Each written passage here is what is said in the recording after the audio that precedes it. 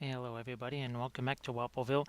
And I suppose welcome to Reaper Virtual Expo Live because we are going to be painting for the rest of the weekend a whole bunch of the Reaper figures that we based in last night's session.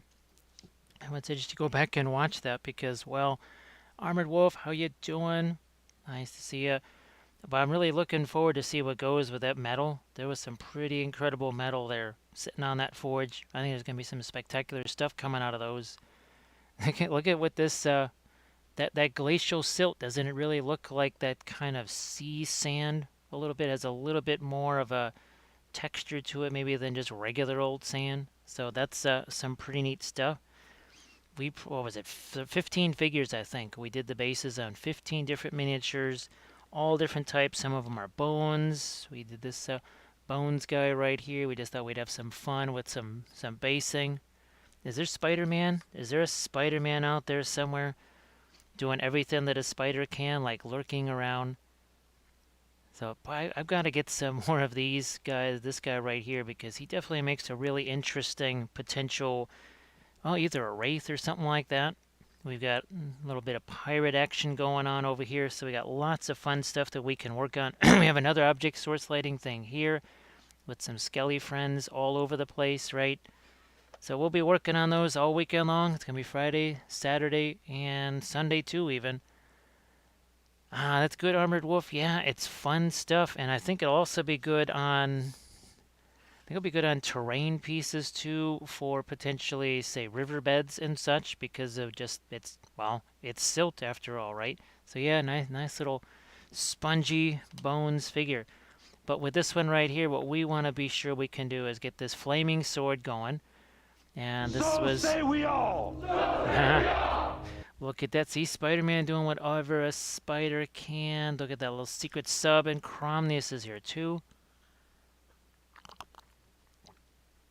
Yeah, Cromnius, we just started 2 minutes and 24 seconds ago.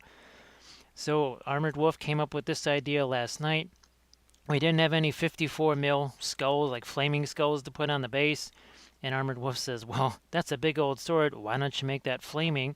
So we took our heavy gloss gel, right, turned it into a flaming sword. So that was a fantastic idea by Armored Wolf. A fantastic idea, and we're going to enjoy that tonight. You're definitely going to have some fun with that. Kendon, how are you doing? That's a nice... this, okay, look at that. That's not glitter makeup. That's still some of the... what is that stuff called? The interference powders. Alright, so we know we want to be doing some of our object source lighting here. Let's do some of the cooler stuff around the outside. And by cooler, I mean like indigo and maybe some Van Dyke brown here and there. So that's what we'll do. We'll hit these cooler colors first, and then we'll get into some of the warm. We got a little bit of Van Dyke brown here too, and umber. We'll respect the umber. Let's see, you can't quit me. Yeah, you can't quit me. Those powders, that's the one thing I really wish they had done something different and not put those in the bags. But knowing what I know now, of course, and hindsight will get you walking into a wall, I would definitely just open up that bag and just dump it all into like some other kind of food container, right? Because I have a whole bunch of those scrap ones sitting around. That is what I would do now. Instead of trying to stick my little container and put that in there, I would just be smarter and just go boom. It's all just getting dumped into a big old container, and then from there we work from that. Look at this, it's Nosferatu. So Nosferatu, hopefully Kathy's story right there was not too harmful for the ears, because yeah, that was I guess it was getting all sort of risque and all kinds of he was heating up, to say the least. See, Spider-Man's been working hard. So Spider-Man, you were able to do a couple of classes then with the Virtual Expo, hopefully. I know that Sarge, I think maybe he was able to get one. He was able to get just enough time off from work to maybe do one. So hopefully you also get some time. Yep, Cromnius. There's actually a couple of them out here, because this here is definitely a Werner clock. That's definitely Warner Clock. I don't think there's any other ones. That might be maybe a Patrick Keith there. Maybe this one's a Patrick Keith. Yeah, that one could be. I I don't since I haven't seen all of the newer stuff, and by newer stuff I mean anything newer than 12 years ago or something like that. I mean, I see it, but not the way we used to see that kind of stuff. Let's see. So we got another person in the chat. Is there a Mike Disney in here? There's a Queen, and there's a Mike Disney. Speaking of ReaperCon, who came in for ReaperCon? Yes, Mike Disney snuck in the door for virtual Reaper, and he's never left. He's still here. He's been hanging out this whole time, doing the dapper thing. And he's like, yes, I am very dapper. Look at this right here. So, folks, be sure to give Mike Disney a follow. How are you doing? Sammy Poo, welcome in. Yeah, Cromnius. Oh, well, he still has, what the heck is it called? What is his freebooter? Right? He still has his freebooter stuff going, and he's got that. He's got sort of a pirate game that's going on, right? At least I think so. So yeah, I think he's still got his pirate thing going on, and freebooter. I'm not sure if that's everything involved with freebooter, but I think that's a big part of it. Let me see. He's the dapperest and loves sequins. Yep. And he may also, maybe he has he might have a secret Pittsburgh Penguins thing going on. I don't know. It could be possible. So, Mike, how have you been doing? Actually, there's been a lot of successful printing, Mike. I know we were talking about that the last time you were here, but I've actually now even started using a different type of resin. Let me see if I can grab one of these. So yeah, even with a different type of resin, we're still having successful prints. This one was resized. I think I resized this one maybe to 85% of what the original was here. And I also then printed the first what would you say, non-printing goes ever on sculpts too. So that was fantastic that those actually worked. So sensational. Hey, Pun Expected, how you doing? Yeah, so that I've been really happy about that, Mike. I was what's weird is that weather changed so much. It got warmer, and I think the humidity and the warmth down there actually it was just maybe the right balance for whatever reason. And that new area that I put the machine it's fantastic. It's in its own spot. It's in its own spot. It's out of the way. Not getting all the fumes and everything else. I do have the grow tent now. I do actually have the grow tent. Now here, since we got the flamey sword thing going on, as you can see, we're not doing quite so much with our pre-glaze out here. And yes, this is all very messy because what does the Book of Wappel state? It states quite clearly that it all must be messy before it can be neat, of course. Darth Lazarus, how you doing? Happy Friday, and happy Friday to everybody in the chat here. I think we're all good there. We get caught up with and I know that there's a Queez and a Megan around too, because I think Queez was in Kathy's reading stream there. I think she's hanging out in a little bit of a Discord thing right now, waiting for the Pyro Club stuff to get going. So, folks, be sure again to give Mike Disney a follow because now, Mike, have you been mostly doing the miniatures on stream, or have you also been doing a little bit of the 2D art illustration stuff as well? Now, I wasn't sure if you've had a chance to do some of that too. See, Darth finally got all the stuff from Green Stuff World. That's great, Darth. That is fantastic. Now, unfortunately, I think I left. Unfortunately, I left it in the other room. But remember that building that I was telling you about that's made out of those Green Stuff World, those molds, right, for the building? I filmed that video. I still have to edit that and do everything else, but I think that's going to be pretty amazing. And all of these bases were made, for the most part, with texture rollers, things like the jars. Let's see, we also had some other little skelly bits and everything from Green Stuff World. Tons and tons of rollers here. That elf roller is so fabulous. Absolutely love it. Let's see. Oh, geez, Sammy Poo. I'm sorry if I jinxed you. I'm sorry if I jinxed you. Now, was it one of those things where it was just that little bit of a drip that was coming in? At least I hope that's how it was. Hopefully it was just a little bit of a drip and nothing too serious. All right, it's time to grab our sponges here and do some what. Then we're going to put the red stuff on here. We'll get to the red after we do this, and hopefully that did not loosen that up.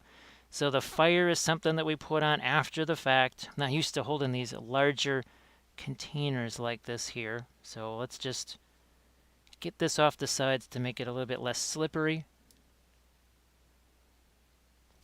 So yeah, Sammy Poo, I'm sorry if I jinxed you there and sort of made that happen. But it's crazy, right? Those stupid ice and there's nothing you can do about them. I mean, unless you're going to be, well, what I'm going to be doing next year is I'm going to get one of those cords that you put up on the roof. It's kind of a zigzag pattern, and it's just thing you just plug it in. It's a low voltage thing, and I'll just be running one of those on the roof and say the heck with it. And that better take care of ice dam. Of course, it won't snow at all next year if I get one of those. You know how this is going to go. If I get one of those things, crawl up on the roof, risk death, it will not snow at all the entire winter. So that's how it's going to work until it stops working for no reason, in which case it will then snow 3 feet. But you'll have to replace the skylight in the spring. Well, sorry, but boy, that must have really been working its way in there. That must have really been. Apparently, another neighbor in the area here, because somebody built a 2-story addition next to their house, he had to crawl up onto his roof, onto his chimney, at some like 4 o'clock in the morning or something like that. It was 2 degrees outside, and he had to go up there and basically hack out his chimney. So I thought it was crazy here. Yeah, that was nothing compared to what this poor dude had to deal with. Hey, Megan, how you doing? All right, so we've got most of the blue removed, right? Let's start hitting this with some of our reds. We're going to go with a little bit of our fanchon red, maybe even a little bit of this purple matter, even a touch of asphaltum here. A touch of asphaltum. Now, I guess apparently we set a record in February for snowfall here. I thought it was just kind of a whatever. But no, I guess we got over 30 inches in February alone. So in less than 3 weeks, we got 34 inches of snow or something like that. It was some kind of I think it might have been a record or something like that. Because the whole last week of February, it was 40 degrees and sunny or something like that. So all that snow came all at once. Hey, Nixel. Yeah, Nixel, well, well, you know the story, right? I asked. That was the last ReaperCon. I said, so, anybody want to do oil paints?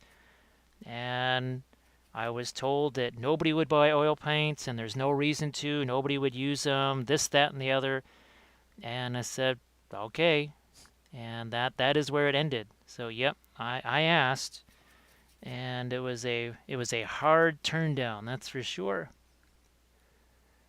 Yeah, Sammy Poo, that's pretty. Yeah, I could see that really being the deadly combination, right? Because the fast melt, some freeze, then a fast melt again. That is potentially even worse right there. So I do. I hope that doesn't happen anymore. Let me see. Yeah, that's well, and the other company that I thought was going to be making the paints with me, well, they chose to focus on something else and not really tell me they were going to do that until it was several months after the fact, and it was pretty clear that they didn't care for that project anymore. So say we all. Valfera comes in hot. Look at that with the resub. Thank you so much, Valfera. How are you doing? Valfera, it was definitely a pretty crazy week. Unfortunately, I don't have that building here to show, but I was able to film a video using the Green Stuff World. That stuff that you cast your plaster, right, and you're able to basically construct a building out of it. Basically any kind of shape you want: towers, walls, floors, roof, no roof, whatever. So I was able to do that, which was nice. That was nice to be able to do that. All right, so this is going to be interesting. It's going to be kind of a three-stage launch here to this, because remember we sort of did that. Remember this from Virtual ReaperCon right here? It was very much the same idea as we welcome in Sibstorm 2. Pun expected. Why would it not be Oils for Life, right? Why would it not be Oils for Life? Who wouldn't want Oils for Life? Mike Disney does. Mike Disney wants Oils. He wants Oils for Life. He knows what the good stuff is. You don't have to tell Mike Disney. Yeah, and Valfera, the printing is still going well, and obviously the powders, right, were sensational. They were absolutely sensational. Where the heck did I put those darn things? They're around here somewhere. Where did those miniatures go? I'm not sure where they are. But that really went good. I was very happy about those guys too. There they are. That is way farther away than I thought they were. But as you know, the gold was the amazing discovery.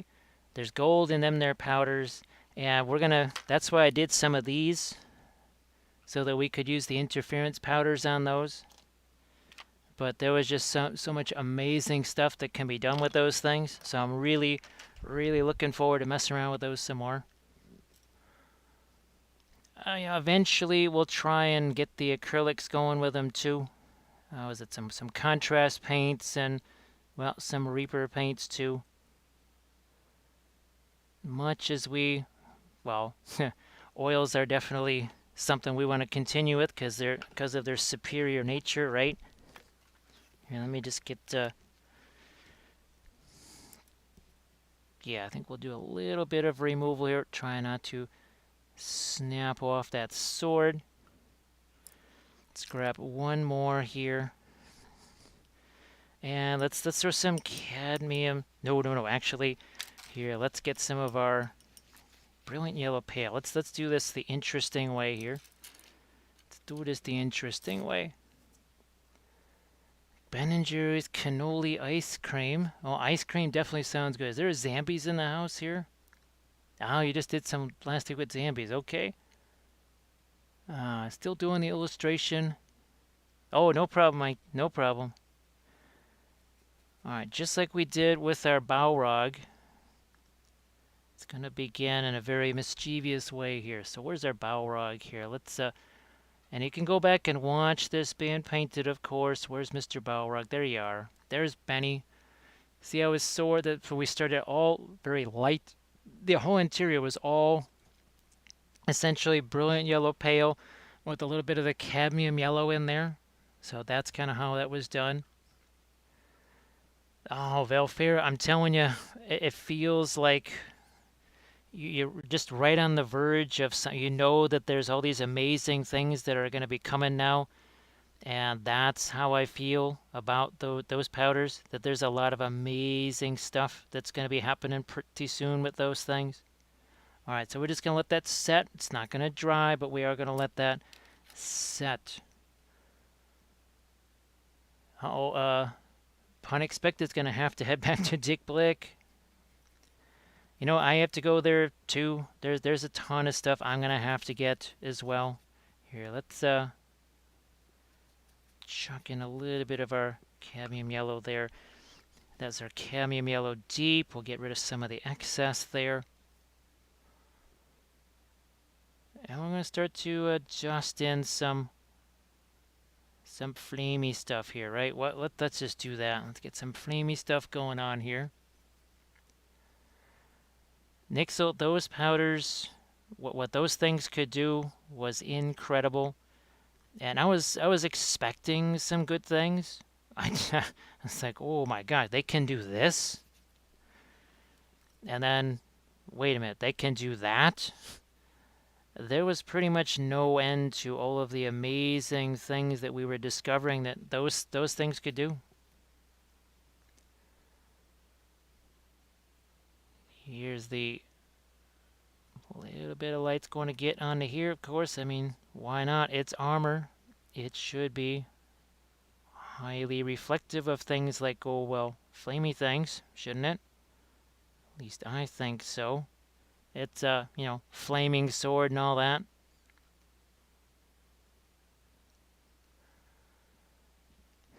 Yeah, so Nixle, if you watch I haven't used the powders on Twitch yet. Those are Patreon videos. But we use those essentially just like all the same interference stuff that you've seen on the Twitch channel. It's very much the same way. Here, I'm going to get even more of that cadmium yellow deep in there. Warm this up even more. Angry Ham, how you doing? Sorry that this is kind of on the later side. Well, it's probably the earliest I've been able to start one of these guys. So technically it's early, I guess. I know for you it would be handier if it was several hours sooner. And I apologize about that. I know it's a little bit of a strain to stay up. Yeah, that we'll go on to the flip side over here. Also get some warm colors into that. But first, I think you could see just how easy it is to establish in no time at all. We got ourselves pretty much a nice little lighting regime going on here, don't we? Now, I'll say this too, it takes a little bit longer for this stuff to dry because you got a lot of the cadmiums going. So at least this part of it is definitely going to take longer to dry than say it might if it was some other more earth tones, grays, something like that. Definitely will take longer. Let's see. So Valfera, so I mentioned him to him, but I've been using him with acrylic mediums. Yeah, the neat thing is that the one color, as far as the TMM goes, the one color that had been difficult to do was golds. Copper, not so much. Bronze, not too much. But that discovery of the gold, holy, that was literally like discovering gold. I mean, it's because it's more than just gold. You can actually do a bunch more stuff with it besides just gold. So that's going to be really fun. Let's see. Samurai Poet asks, is there any difference? Samurai Poet, to me, they're all the same because I hit them all with the Stynylrez primer. This one's metal. I've got bones out here. I've got resin out here. I got 3D printed resin. There's different types of bones, plastic out here. To me, it doesn't matter. They're all going to be treated exactly the same. Because again, the Stynylrez primer, once that's on there, now it's just a miniature. It doesn't matter what the material was at that point. It might matter in terms of weight and breakage or something like that. But when it comes to painting, once that primer's on there, yeah, it doesn't matter anymore. Now, some primers, well, the only primer we use here is the Stynylrez. We don't use any other primers. We stopped using any other primers quite a while ago. Now, Valfera, well, you're going to be seeing a ton of horses. The Reaper doesn't really make a whole bunch of horses. And I have a few Reaper Cavalry miniatures, but that's about it. And since we're focusing on Reaper miniatures this weekend, yeah, there's oh, don't worry. There's dozens upon dozens upon dozens of cavalry figures coming up because we only so far have painted one from this army. And don't forget, there's also 10 chariots to go with this army. There's 28 of these and 10 chariots. So you'll get your fill. Oh, and Armored Wolf was kind enough to send half a dozen more Herodrum Raiders on horseback. Oh, and now that I can 3D print, well, we're also going to have some of the more upgraded Herod troops, some of the elite mounted troops there too. Let's see. The powder was the mica interference. So this is what was donated here quite generously. Oh, and here's your interference gold, right?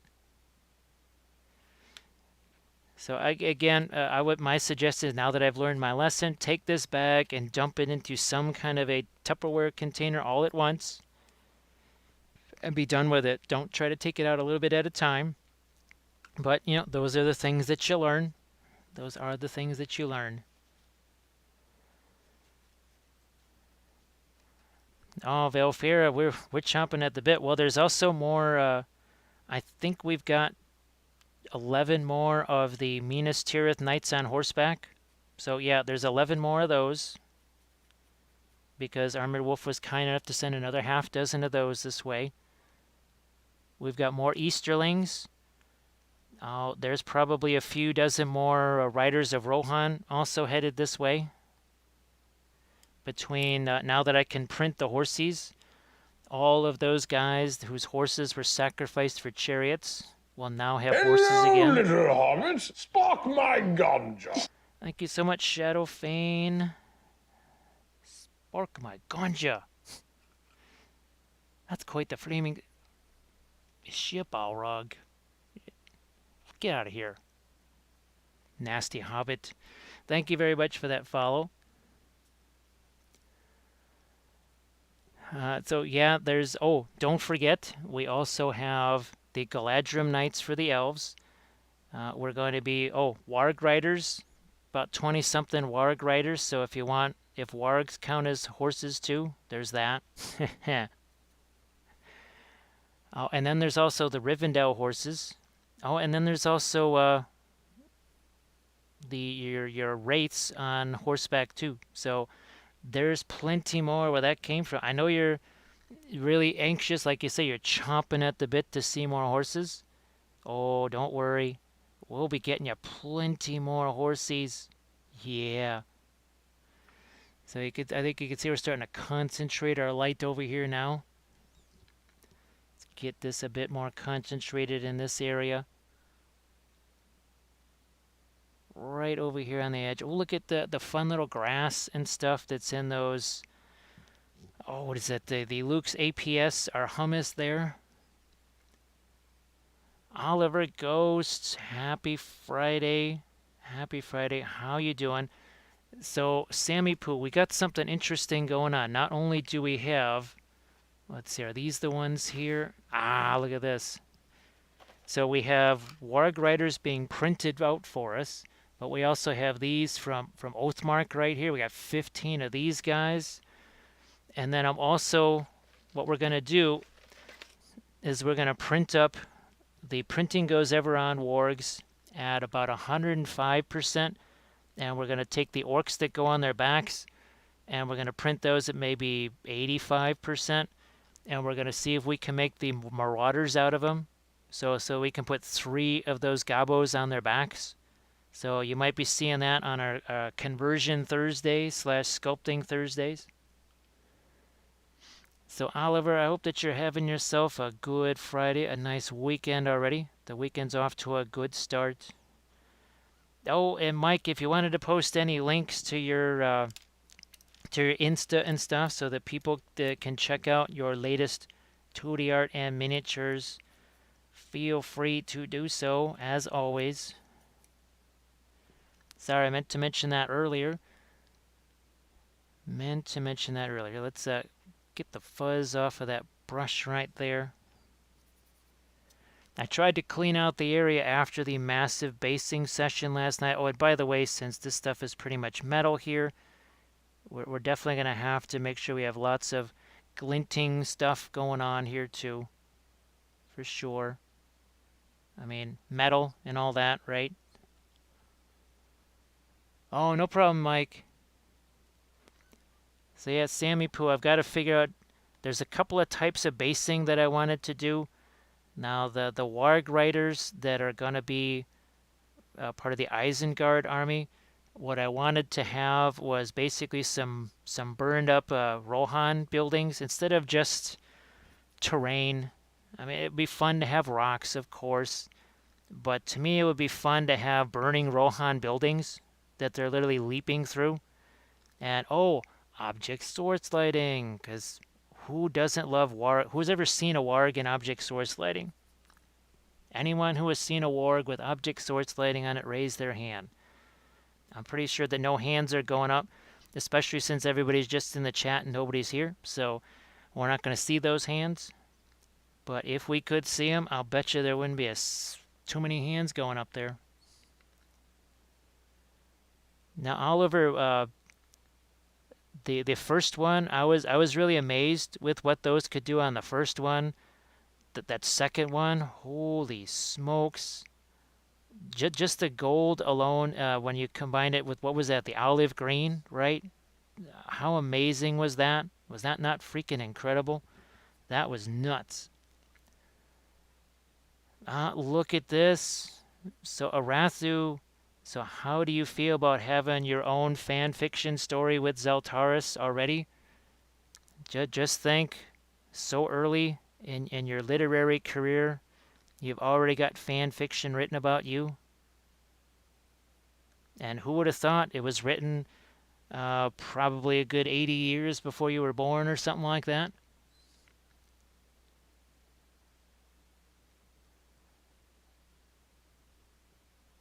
Yeah, Sammy Poo, it's something that I'm going to be doing on the next army painting series.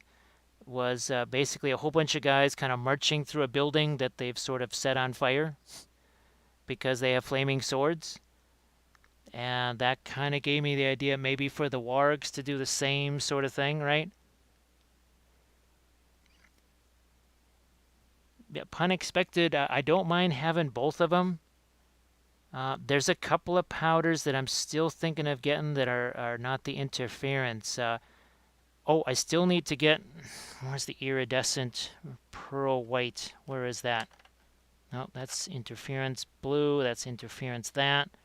Ah, this I still need to get. I still need to get the powder form of this because I think that would be fantastic to have.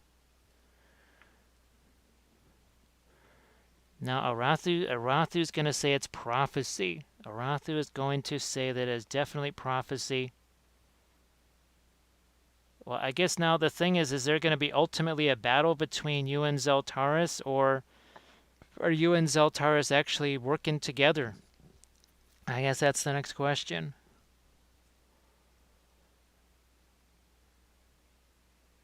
Pun expected, I think they come in 24 packs. No, wait. Are they 12s? They're 12 pack. Well, there's a bunch of different ones, pun expected. There's a ton of different ones. That the Pearl X ones, those come in 3 sets of 12, I believe. Yeah, I think there's 3 sets of 12.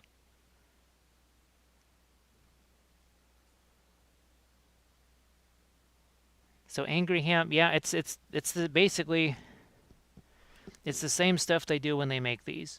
And it explains why the paint that comes out of the tubes looks like stale peanut butter as opposed to fresh peanut butter, because the powders, well, as you can imagine, just like when you're mixing plaster, right? The less water there is, the more dry everything gets. But you're just mixing them into paint. I mean, you can do the same thing with these guys. You can do the same thing with weathering powders too. That's how I make mud. Like the mud here on the back of this vehicle, that was weathering powders mixed with the oils right there. So yeah, you can use that to make, or you could take plaster, do the same thing.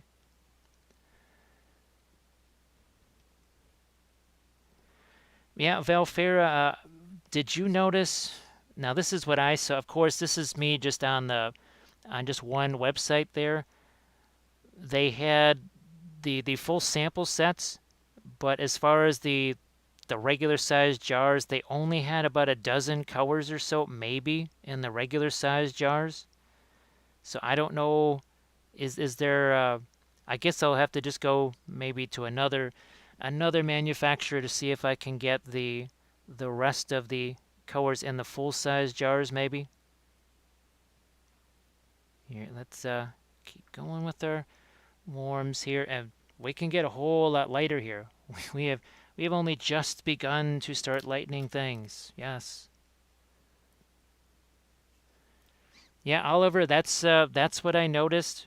Now there are certain things that I can visualize using those powder the first set for, because there's some that are almost like a black, and there's some that are very dark, and those could be handy for a few things.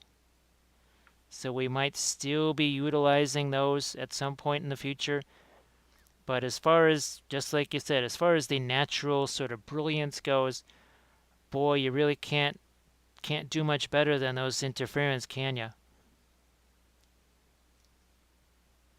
Just do the Amazon search. All right, that's good to know. That is good to know. Thanks for doing that quickie little search there. So we're using the blending brush here, as always. What are we doing? We're just kind of, this is why we don't have to do layers, right? This is how we don't have to do layers. Hashtag no layers. But it was the Mandalorians, obviously, that really just kind of piqued the interest, right? And then we used them on the Gondalorians, and it was fabulous on the Gondalorians too. And after the Gondalorians, we used them on our, oh, what was that? Did we use them on something else after that? Well, I think, well, we used them on Boromir, right? We did our Boromir with those things. Here, let's get ourselves a couple of hints of light on that face there before we take a blending brush and knock that down. See, there are two pearl colors and a pearl micro. So is there any iridescent? Because that's the key one. The iridescent pearl white. That is the one that's a fantastic sort of a highlight color. That is the one that basically functions as a highlight color for metal. So you can see right there. Not quite sure what skin tone. Maybe we do some kind of a dark elf skin tone on her. Doesn't necessarily have to be a human skin tone. I got this Terra Rosa out here, but it's not like it has to be human. Oh, and look at that. Look at that. Just made that nice and blendy so easy. All right, we're going to grab some of this here. Some of this here. We dry out that brush, right? And let's get to it here. Because we want ourselves some cooler colors on this side, do we not? We want some cooler colors on this side of the armor. Then I'm thinking, well, maybe we'll go with some kind of a violet here on the... Here we go. Egyptian violet. Can't go wrong with that. Let's really dive in here with some of this Egyptian violet.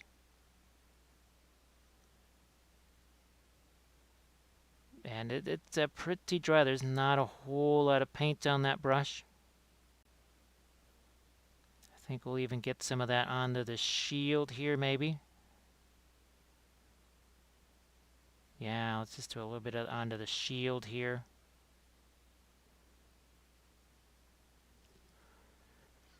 And then we could maybe do some kind. Yeah, let's do some kind of a cooler silver color, and instead of it being gold, let's maybe do some kind of a cooler silver color for that. Perhaps see how that works out. Can you see what's going on? Yeah, you can. Yeah, we'll be going back and forth with this here too. Maybe making some things lighter, maybe making some things darker. We could do glazes over stuff, and there's just so many options with the oils. Got to remember that that is actually not armor over there.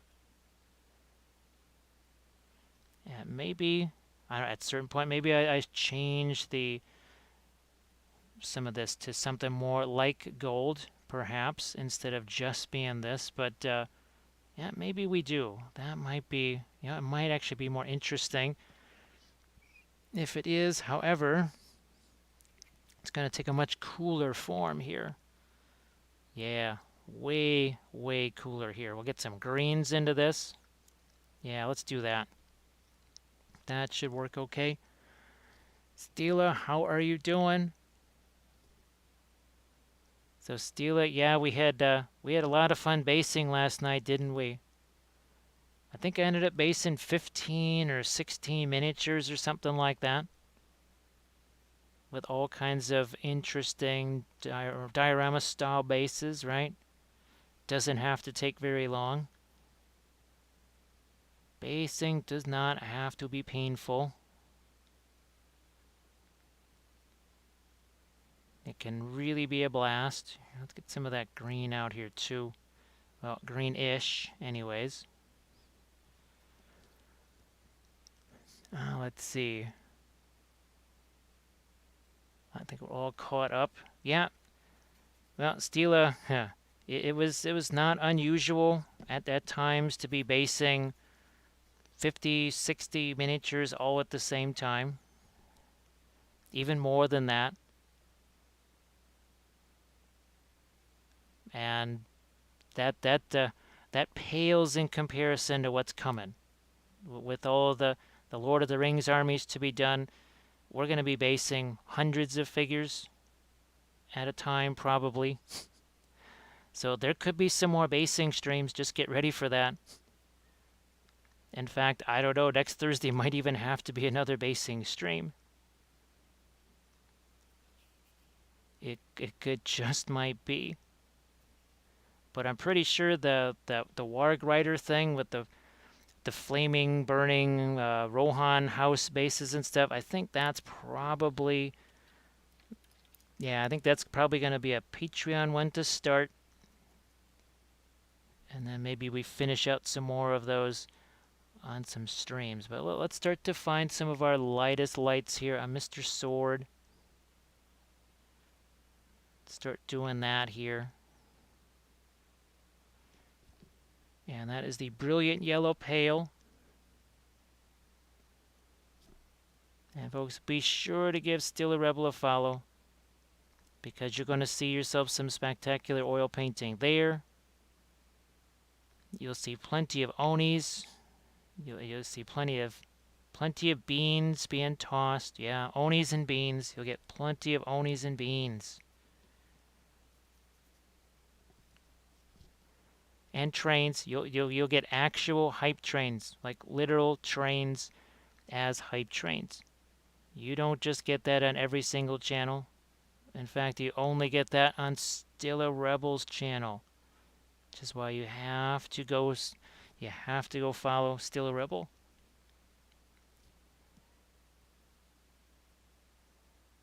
So here we're still gonna keep popping in a couple of really bright lights. Again, indicate that is metal. On the clothes, not so much. Clothes, not so much, but the metal, oh yeah, we have to make sure we got some highlights to pop in there. So Rathu is Pyro Club start. Yeah, Pyro Club must have just started. They must have just started like a minute ago. Because I think it is now, well, it's 7 o'clock Central, so I think that is when the Pyro Club starts. Yeah, it's definitely check out Still a Rebel. Because Still a Rebel, speaking of experimentation, Still a Rebel does all kinds of really fun experiments with the oils designed to help you on your oil painting journey. Thanks for the links there, Valfera. That is appreciated. Oh, now that new the water soluble resin did show up the other day. Now I'm not going to try that until the other thing of resin is completely exhausted. And I probably should go back and buy some of these other resins that I've been using that have actually been reasonably successful.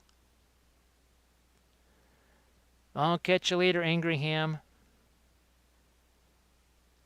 Oh, Angry Ham, I'll try to start at 3 o'clock Central here tomorrow, which for you would be more like 10 in the morning, I think. Right? No, 10 o'clock at night. No, yes, 10 o'clock at night. So I know that's not a whole bunch earlier, but certainly earlier than 7 o'clock. So hopefully maybe that is helpful for you. So again, not quite sure what sort of skin tone we want to do here. Do we want to go more dark elf on that? What do we want to do?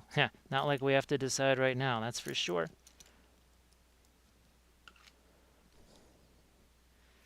Oh, let's grab this.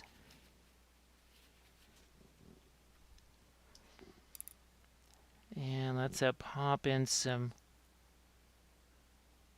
cadmium yellow light. I'm also going to thin this down because I'm thinking we'll also get a little better adhesion here. And all I'm looking to do is sort of highlight the sides of this. And I don't think I've had a chance to do this particular roller with this kind of a theme to it, the object source lighting. We've done so much of the dwarf texture roller. I keep looking around for a dwarf face on this thing. Oh, and by the way, we still have to add more to the Moria army. We also have to base all of the dwarves, the Khazad-dûm dwarves, and then we have to start painting those. And I'm tempted to maybe see if we can use the interference powders and yet still do the object source lighting at the same time. Now that we have the interference gold, I think that I can mix that interference gold with our bright colors here and still maybe at least give them some kind of brightness. I would definitely prefer if it was maybe the iridescent pearl white that went in there, so we might do a combination of the two things. But yeah, we've got, oh my gosh, we have a ton of bases to do.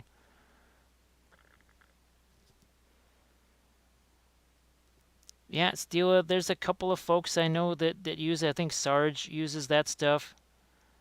I got a small container of it. It's like a half the size of the container that I'm actually printing with now. So I thought if I hate it, like you say, well, it wasn't so bad. It was basically like a 2/3 size, not even 2/3. It's like maybe 60% the size of a typical, well, it's probably half the size of the gigantic vat that I have right now. So that other one's even me, it's going to last me a little while. And then I guess we'll find out what that water washable stuff is like.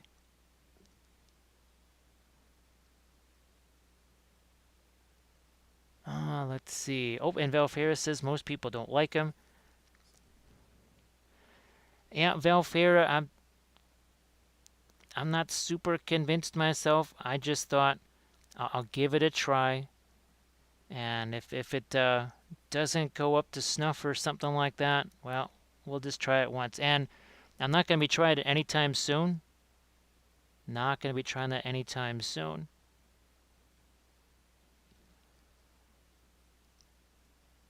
Let me see. Are we all caught up there? I think we're caught up now. So sorry I missed.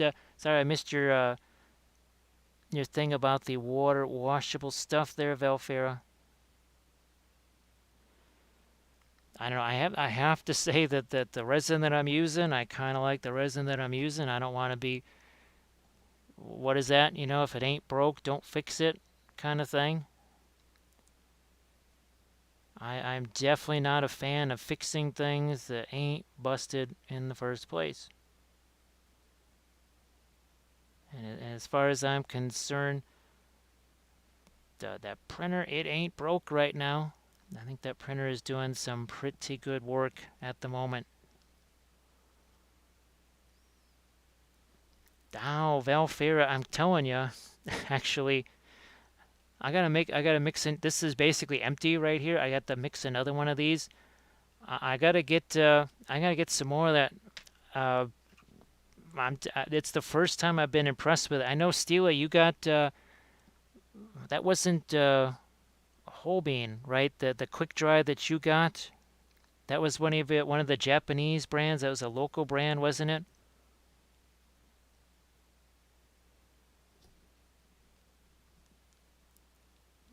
Oh, actually, Stila, believe it or not, well, let's just put it this way: they've begged me to do a new Mimes of Moria.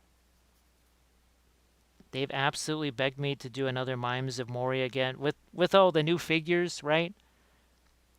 Now, I don't know if it would necessarily be the new plastic GW figs because they're not necessarily designed for conversion, any of the new GW stuff. But I think I have lots of Goblin figures. So actually, yeah, Steela, that was something that I was actually considering doing almost to like another Patreon series on or something like that. Another Mimes of Moria. So it's called Matsuda. Okay. Supercover, use it. Any. For the comic book. All right. Yep. Yeah, Steela, that would. Well, and two, now that I've got the Proxon and some of these other things, I could actually also maybe make the an actual stadium form instead of just the board.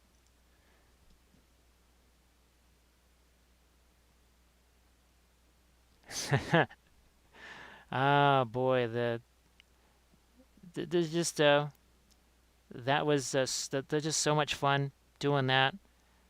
I just got an absolute kick out of it, and it made him more fun to play because I mean, when you have literally a guy in a pink wig that calls himself Poirot and he's running around on a Blood Bowl field, I mean, does it get any better than that?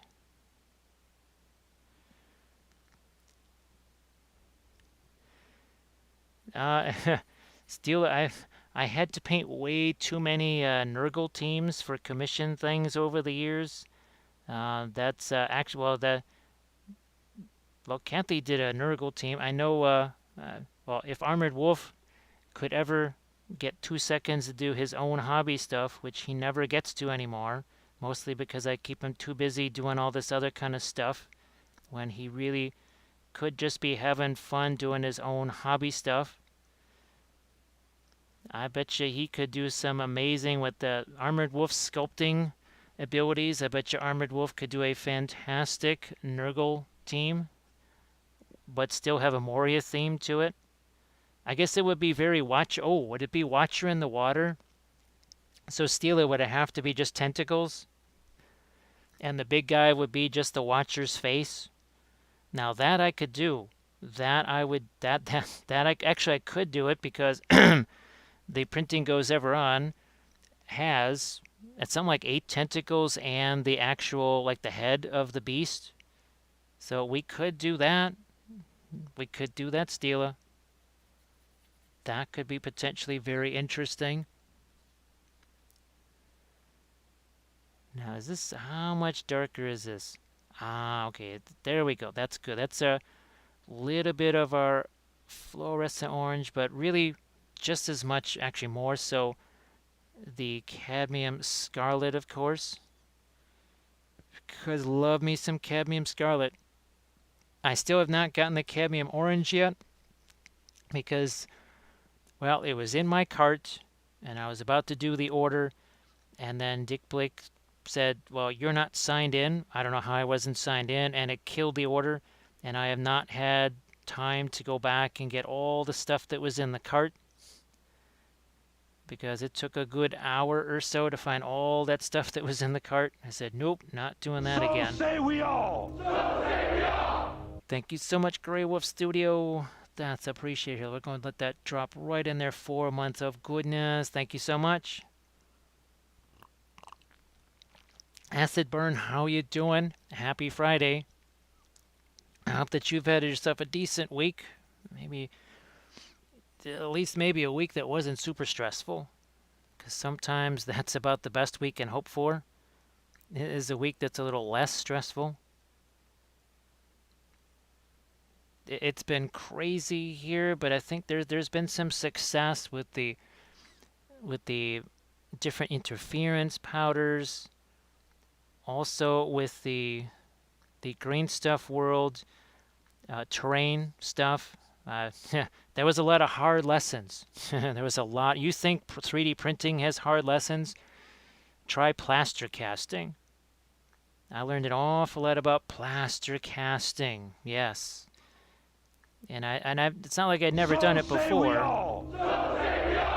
I had done it before, but not in this mass quantity. So thank you so much, Wolf Woman. Look at this. It's all wolf. It's all wolves here. And Gary, how you doing, Gary? Look at this. And Captain Caveman. Well, gee whiz. In that case, since all the wolves are here, then I guess we're gonna have to get to these sooner rather than later, huh? Sooner rather than later. Look at that. Wolf Riders. Wolf Riders. So how you doing there, Captain? Yeah, Cromnus. It was very unfortunate because I never got a chance to do that order. So maybe, maybe sometime this weekend. Not quite sure when that would happen either, but let's get some more of our orange into this, shall we? Yeah, a little bit more of the orange. That's more like it. And it's weird, sometimes you just kind of have to stipple it on like this. Other times you can use the big old filbert brushes, right? Slap it on there. It can be weird sometimes. A little more orange there. Let's see, Acid doing okay. A little frustrated with myself over Reapercon. Acid Burn, sorry that things haven't worked out now. Were you able to, was there a scheduling thing with one of the classes that you were wanting to take or something like that? So hopefully you're not missing out on a class or something like that. Oh, thanks, Captain Caveman. I've not actually ever had a chance to paint. Oh, no, wait a minute. I might have painted this once. Years ago. Years and years ago.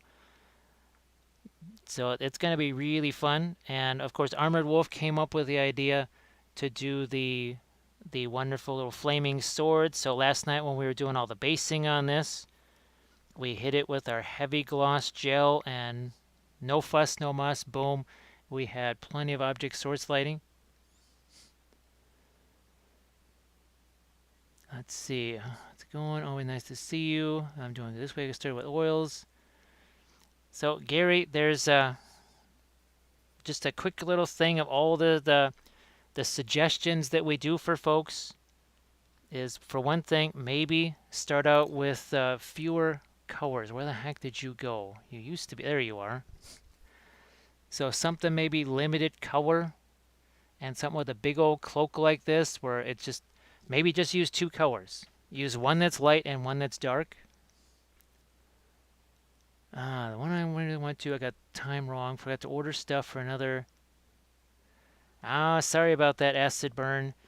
I know that was it White Wolf? He wanted to do a bunch of different classes, but he couldn't get the supplies and all that other kind of stuff for him. But I know it's not going to be as spectacular. But even just watching the classes, I suppose you could still at least get some info out of that, even if it's another miniature that you're painting or something like that. Now, if it's basing or whatever, and you don't have those supplies, that I could see how that would be somewhat limiting. But sorry that things just aren't going your way. Wolfwoman, just the typical things that happen to people when they try the oils for the first time is they get way impatient.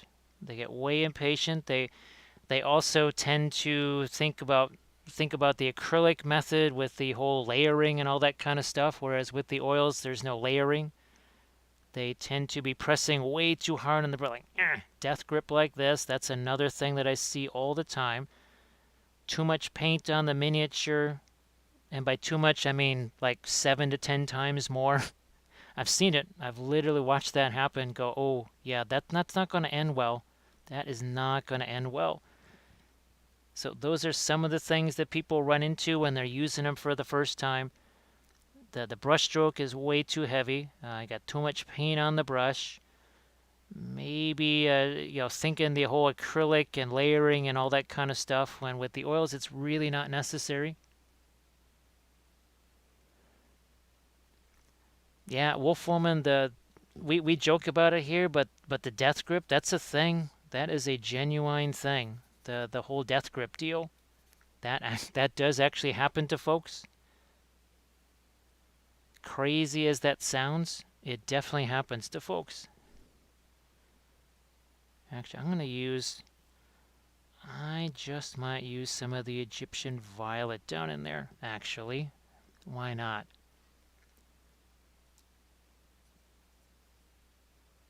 Let's see. I'm also learning that I may be growing out of an intermediate painter. Yeah, acid burn. We actually, it's kind of disappointing because, well, I just most of mine have to go right because they're commission things. But there are miniatures that are literally milestones for you or landmarks for you, where there's something that you learned. There was some breakthrough. Sometimes we just call them breakthrough miniatures, where just for whatever reason, something just clicked for you on that. You made a breakthrough of some kind. And now you'll be able to hopefully hang on to those. Sadly, I was not able to, obviously, because they were commission things. But there are definitely such things as kind of breakthrough miniatures. And what is that? It's darkest before the dawn. I think that's the phrase. Even a brushstroke makes a difference. Yeah, Gary, that's a thing.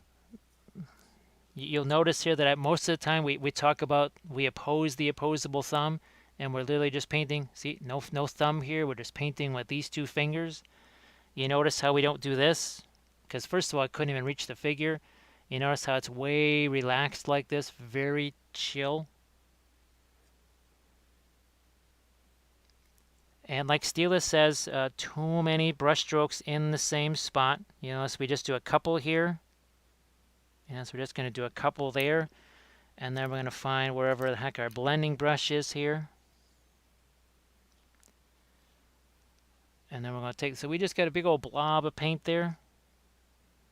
See, we just let it mix with the paint that's there instead of a whole bunch of layers and 1,000 different brush strokes. A couple of brush strokes, boom, it's done. That's it, no more. Less is more, and more is way too much. More is way, way too much. Also, the other thing that I'll see happening, in addition to the too much paint, they put too much of the thinner in there. This little tiny jar here lasts me days and days, and sorry, a water bottle cap lasts me for days and days. People make the stuff way too slimy. They make it way too slimy, and it basically has the effect of washing off previous layers of paint.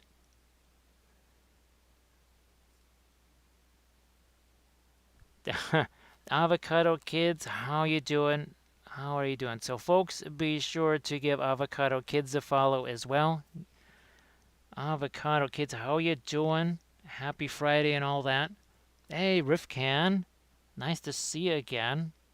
I hope that you're doing well. Nice to see you again. I know it's been a little while since since you had a chance to hang out with us here. And like Armored Wolf says, the impatience, right? Don't be hasty, little hobbits. We say that all the time. That's why we say to work on multiple figures at the same time.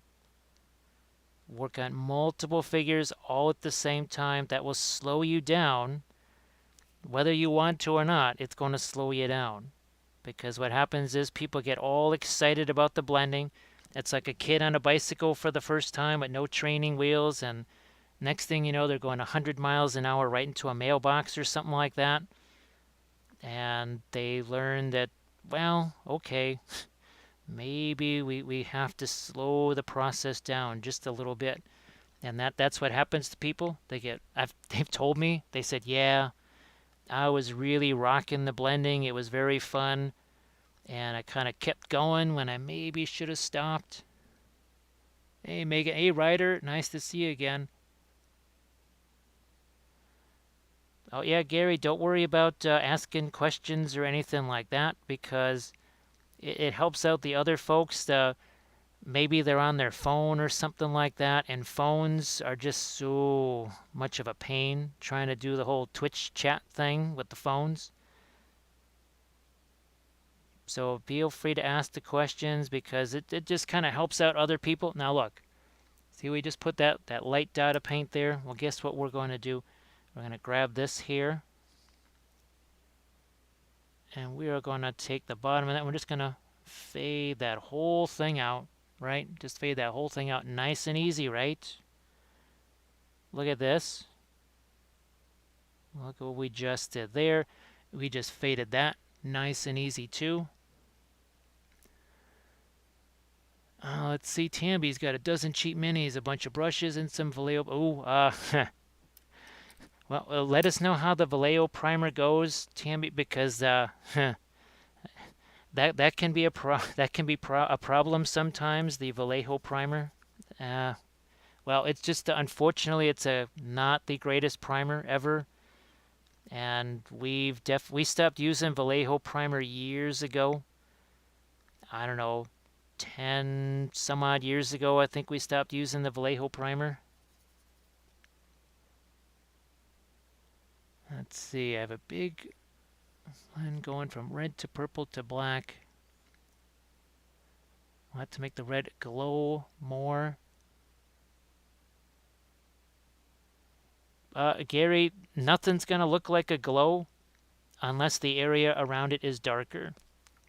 So you see, and this will be a good example for you here, but check out, you can see if there's no dark right next to that glow, there's no glow. And that's the number one thing that people just, they think it's just an overall glow. See, we got dark over here. Look at all the darks that we have in here. Without that dark, you have no glow whatsoever. Just like here on the other side of this shield, even though that's not supposed to be a black, it still has to be darker than this. And we're going to be doing the same thing up here. So watch what's going to happen here. We're going to take some of this asphaltum here. We're going to darken this down right here, like so, like that. So you see that? Look at that. Look at the difference that just made. How long did that take? That took a few seconds, right? You have one, another, and then another band down here. I could have made this as light as I wanted to. It wasn't going to make a darn bit of difference. It was not going to make a single difference whatsoever until we got that middle band of dark. Let's see if I... Yeah, Captain Caveman, we keep it simple, and we just use the Steiner Res. And just like Gary was saying, Badger makes the one-shot primer. One shot is essentially Steino Res in a MIG ammo jar, so they're basically the same thing. And it comes in, wow, 20 some odd colors now, literally 20 some odd colors. And I just brush this stuff on. But again, if you are overseas and you can't get the Steino Res, the one shot primer is Steino Res. Let me see. Hey Ryder, how you doing? Well, sorry if you got to head out. Let me see. What else do we got going on here? Avocado Kids, it's just the same Steino Res primer that we use for acrylic miniatures. It's just all it is just water-based acrylic Steino Res primer.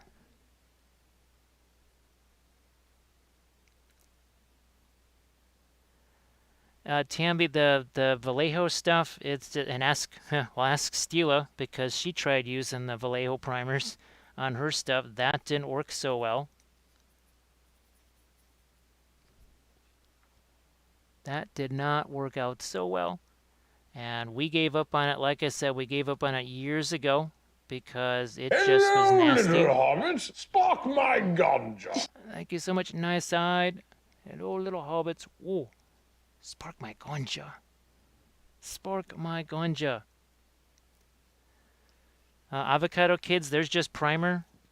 It doesn't matter whether it's oils or acrylic. Primer is primer.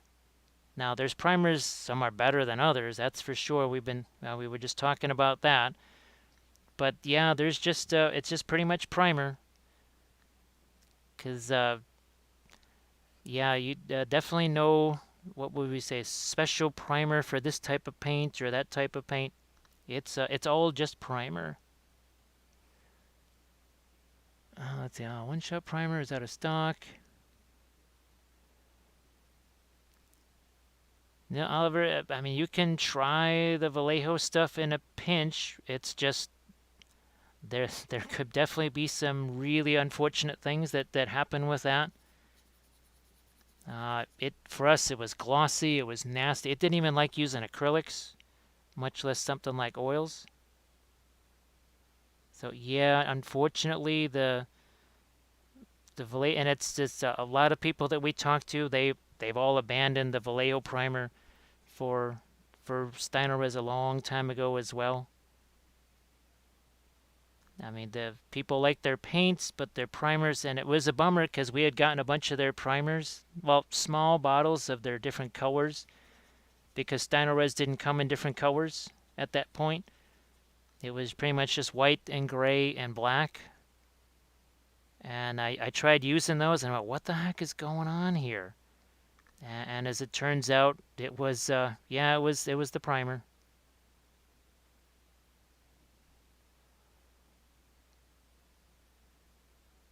Let me see. Yeah, Avocado Kids, there's, it's just like the same thing. Where is this stuff here? So, once the paint dries, I put the same stuff that I use over the acrylics. I use it on the oils too, and it works fantastic. Heck, one might say it almost works better on the oils than it does on the acrylics. And I'm now I was about to say they probably never envisioned anybody using it over oils, but then you got a lot of vehicle painters. So I think maybe they could have envisioned potentially some of the vehicle painters using it.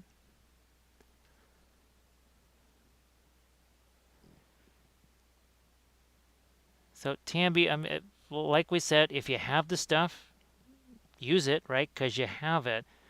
But if it doesn't work out, that would be the Steinores stuff here in the US. And if you're overseas, that would be your one-shot primer from MIG Ammo because it's essentially made, well, it's made here, and it is made by Badger. So it is definitely Steinores primer.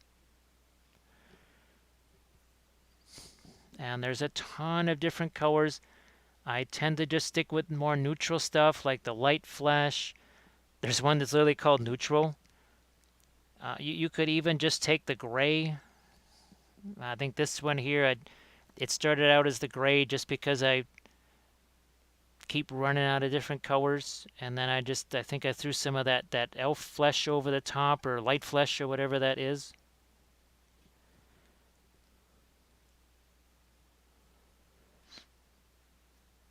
Let's see, Rifcan, nice to see, don't we? Rifcan, I haven't used. Oh gosh, I couldn't tell you when the last time we used black primer was. Probably sometime in 2003 or 2004.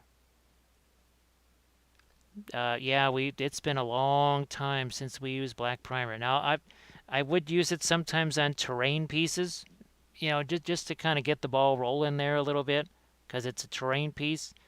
But on miniatures, boy, I couldn't tell you when's the last time I used black primer on one of those. It's been a long time.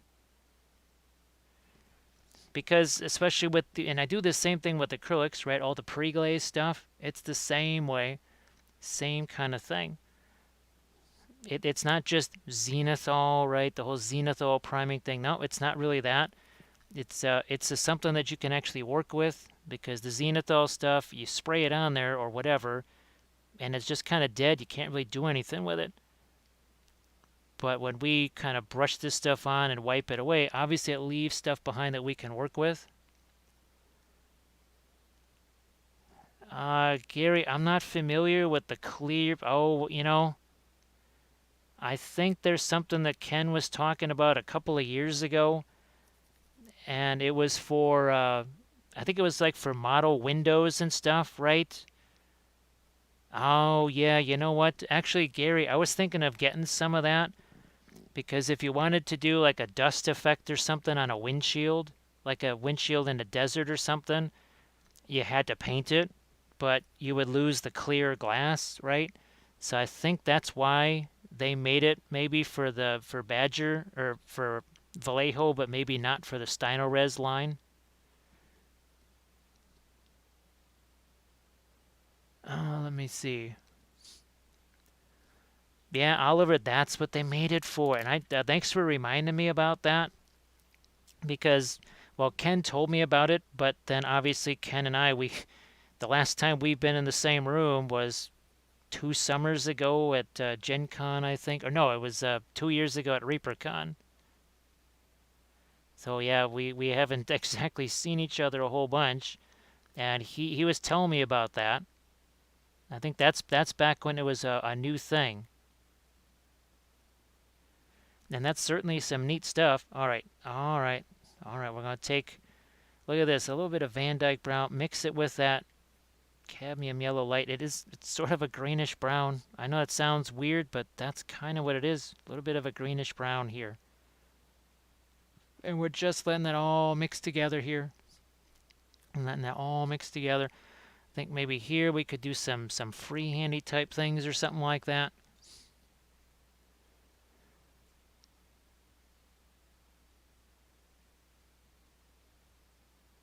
Avocado Kids, it's all the same. It's all the Steiner Res primer. Do we have... I'm just looking at the symbols here. What would we want to do if we are going to do something? We'll deliberate on that. We don't have to make any decisions on that stuff now for sure. Don't have to make any decisions on that right now.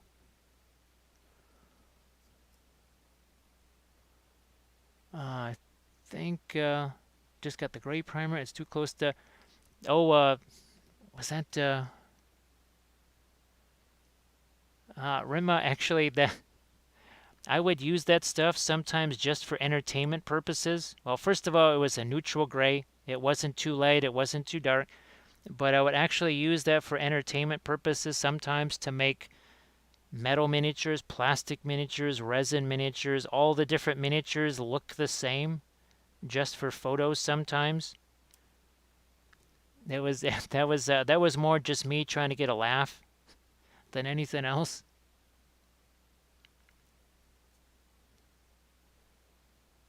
Unfortunately, Gary, we have no affiliates with anybody. The only discount, yeah, I have no discount codes or anything like that that give. There's no kickbacks for us, sadly, but for any of this stuff, it's unfortunate. But yeah, we don't get any kickbacks. This is probably a Reaper Sophie right here. It might be from one of the previous Reaper cons, I think. I think it's probably one of the previous Reaper cons. They tend to do one of these every year for ReaperCon, a different Sophie. Um, Basically, the Patreon page and and obviously things on Twitch here and stuff. That's probably the best, most direct way of supporting us here. Because yeah, Sculpey, for as much as we advocate Sculpey, they just I've tried to send them messages. I've never gotten any answers back from them.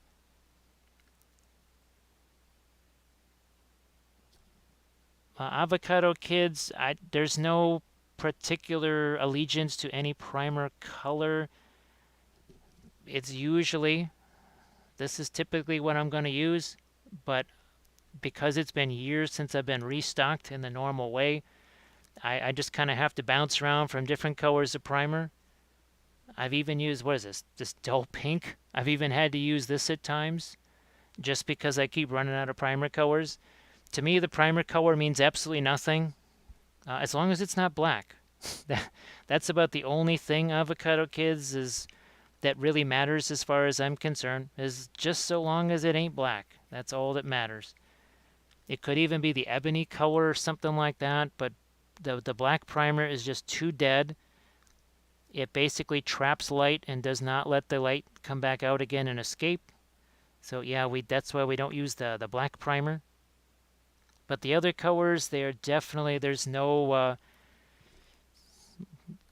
think there's a green. There's a couple of different colors of green. There's like an orange or something like that. To me, it doesn't matter on those because as you can see, well, we're just going to be going over it with the oils anyways. Enters my domain. We got ourselves a K-Sauce. We got ourselves some K-Sauce. K-Sauce, how are you doing? Nice to see you again. Happy Friday, all that kind of good stuff. Gary, no, all these things, you can get these long after the convention is over. They just become a part of their regular product line. So yeah, no need to worry about that. Let's see. So Valfera tends to take advantage of the St. Patrick's Day on the USA art supplies. Let's see. Faringo, how are you doing? Hi, Bantapudo. Welcome back. Nice to see you again. It's been a week or so, maybe. Maybe not a week or so. And thank you so much for that raid, K-Sauce. And folks, be sure to give K-Sauce a follow. So, K-Sauce, do you have anything going on special for the Reaper Virtual Expo? Are you doing any kind of classes, teaching classes, or anything like that? We were literally the last people on the planet, pretty much, to know that Virtual Reaper Expo was happening. So, we have no idea what people are doing. Let's see. K-Sauce has to go find food and study on non-metallic metals. Well, Queso, you go get yourself some food. We're only just getting started here. We're only just getting. You're teaching about sauce.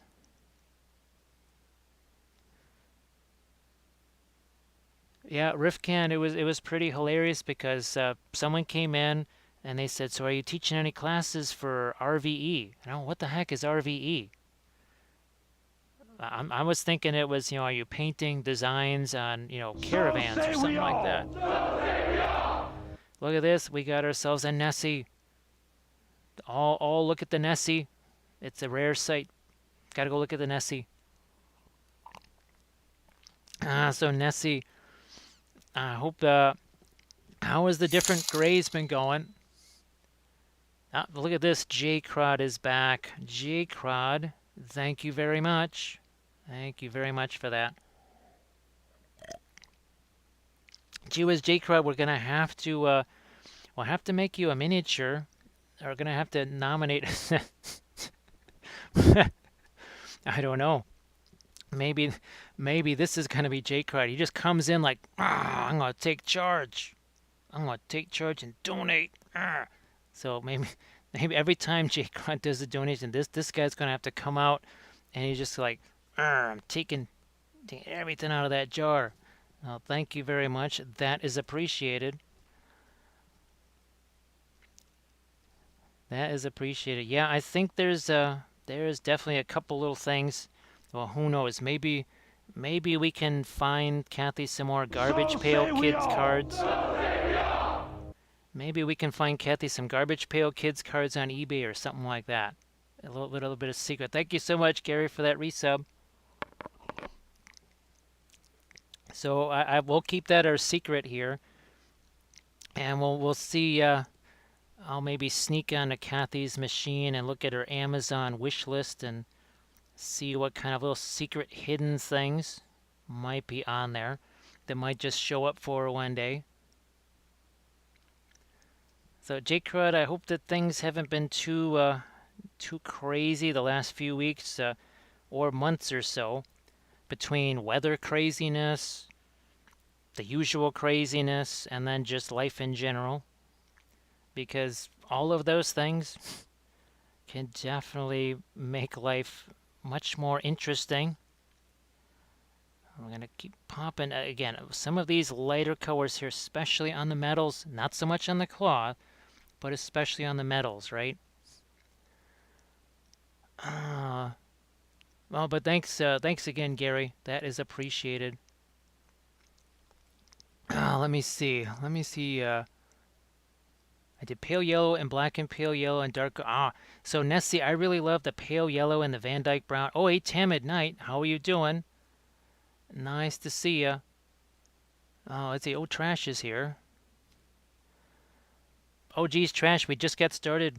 We only been doing this, what, hour and 27 minutes? So, hey, Trash, did you have to pull any all-nighters to get the last of the, all the terrain stuff done for all of the gaming sessions that are going on? Or did they have mercy and let you actually sleep?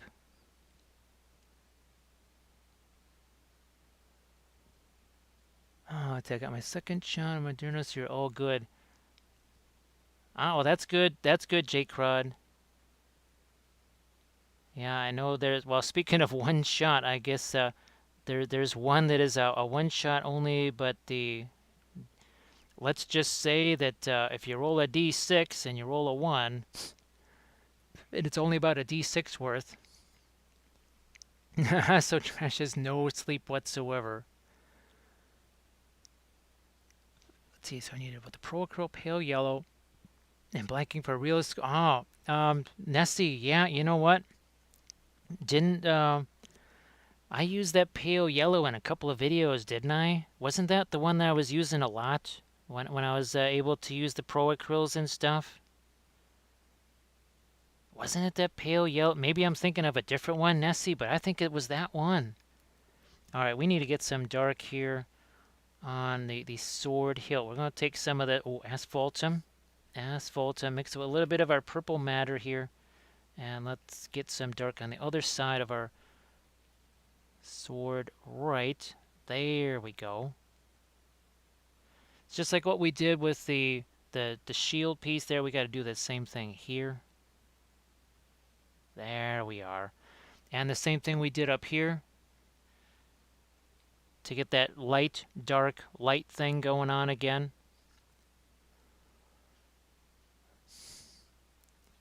Avocado Kids, holy smokes. It's, well, I think you are on the same sleep schedule then as Armored Wolf and me. Actually, is Zula getting more sleep, or is her work schedule still pretty nuts too? I wasn't sure how things were going for her. Now, how are you doing it that the white is not just blending into yellow or orange?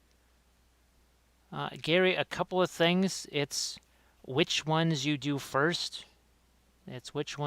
So here, we did the lighter colors first, then we put some of the mid ones over the top, then we went back with the lighter. There's also, if you remember, the whole thick over thin, right?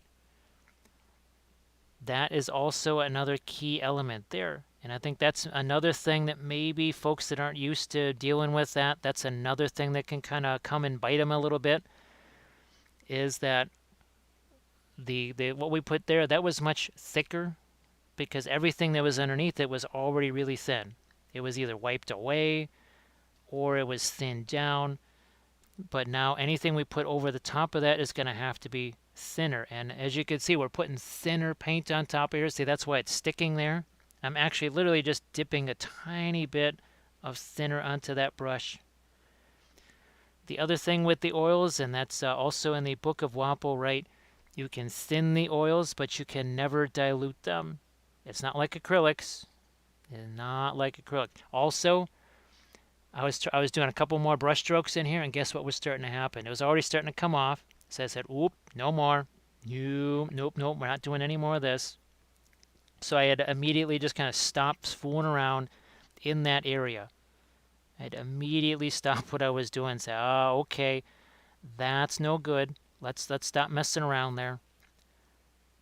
Also, again, patience, right? We gotta go from area to area. Gary, it takes a few different forms.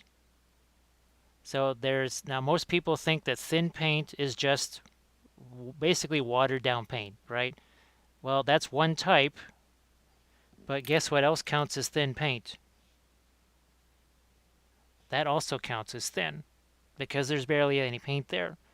So it can be thin and dry, but if it's thin and wet, you better let that stuff sit there for a while. The thin and dry, you can go back over the top of this way faster than the other stuff. Yeah, Nessie, this one is this might be the 2016 Reaper Sophie, like a ReaperCon Sophie or something like that. At least I think that's what it is. I think this is from 2016. Again, I'm sure anybody could take 2 seconds, go on the Reaper site and say, yep, or maybe it's the 2017 or something like that. Every year, again, they do different versions of this, and they just call them their Reaper Sophie. It's basically the Reaper mascot. So Izzy, the Reaper artist that does all of their imagery, she created the Sophie character years ago, and Sophie is just basically the Reaper mascot. And Sophie does basically all of their advertising.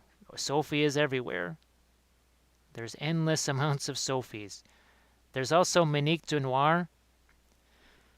Where's my old Monique Denoir? She's around here somewheres. I don't know where she went. She's around. But there is, no, this one's not a Monique Denoir. But no, it's not. That's not a Monique Denoir. That is not a Monique Denoir. Oh, thanks, Grey Wolf Studio. Oh, you know what? Oh, I think, you know what? Maybe I was thinking about wherever the heck it went. There is a big metal one. There's one that's 72 mil, like the Christmas Sophie, I think. And then there's another. Oh, no, that might be Monique Denoir. That might also be a Monique Denoir. So never mind. Let's see. Well, you can also paint. It just becomes thick paint by itself. So yeah, Gary, that's why we do the dry brushing stuff there. Because just making it thin only by adding the liquid, I mean, you can do that, right? You can definitely do that. But the downside to adding all the liquid is that you better let some of that liquid, again, it's not going to dry, but you want to let that stuff sit there for a little bit. That's one of those key things, right, that I constantly see people doing, is that they keep going back in and attacking the thing when it's just, oh, please just give it 5 minutes, give it 10. So here that is wet, right? That's got a little bit more liquid in there. which is why let's say we just take this to use as a blending brush and we pull this around. We got to be a little bit more careful than when it's dry. But see how we just kind of pulled that out? It was looking like a line. Also, too, right? The miniature is your palette. This can't be your palette if you're doing all kinds of mixing over here. You'll see there's very, very little mixing that happens on the palette. Most of it, well, guess what? Happens on the miniature because, well, that's where we want that blending to happen, right? We want all the action on the miniature for sure.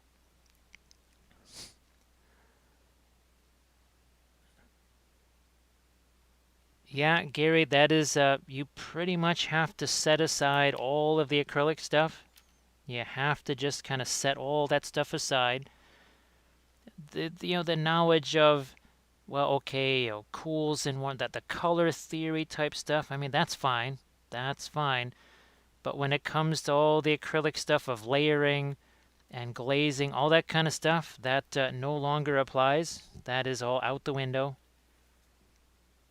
And that's why I say that all the time with the oils is I don't like to put it in the way of, well, you gotta kind of forget about acrylics, but you kind of gotta forget about acrylics.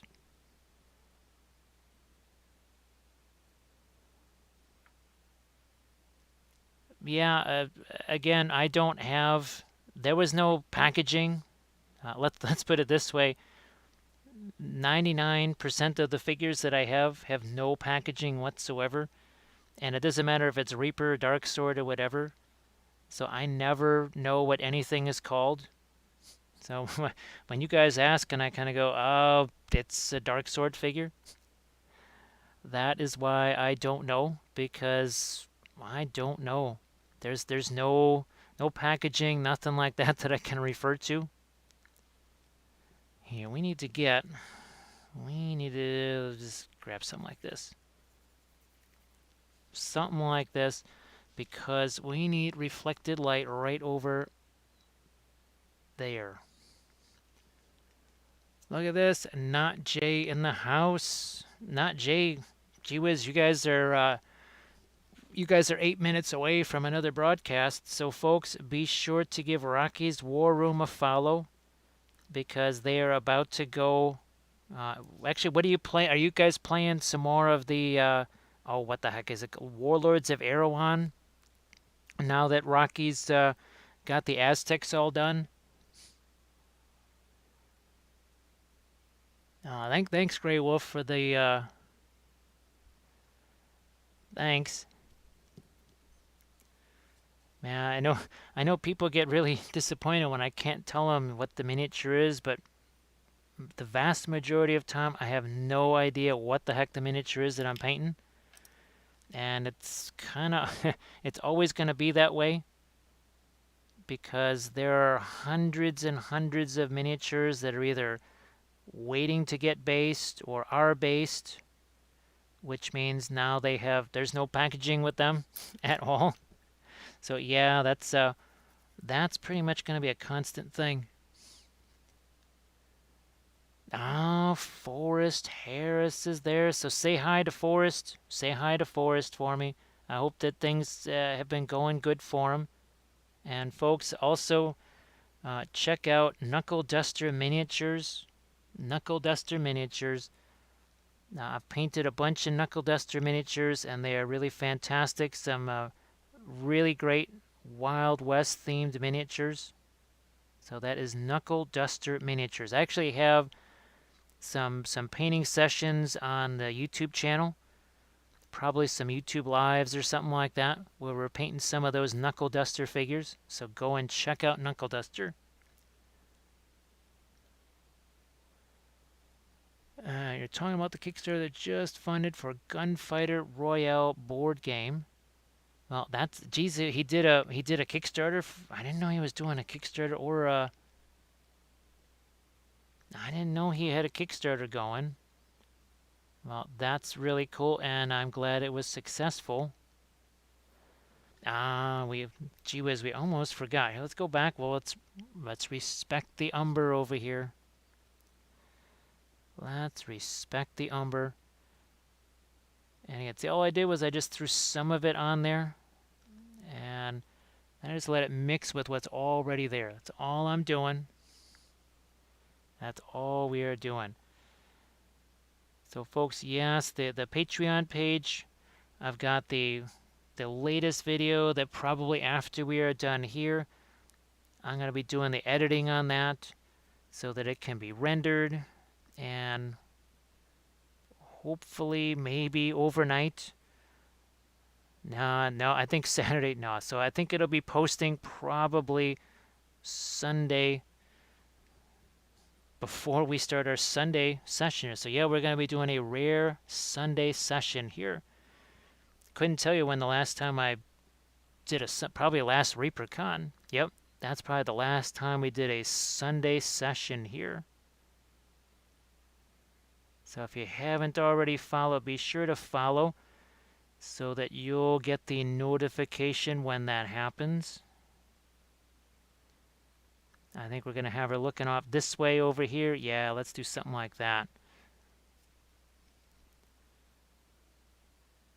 So that is going to be a blast to have Forrest in there.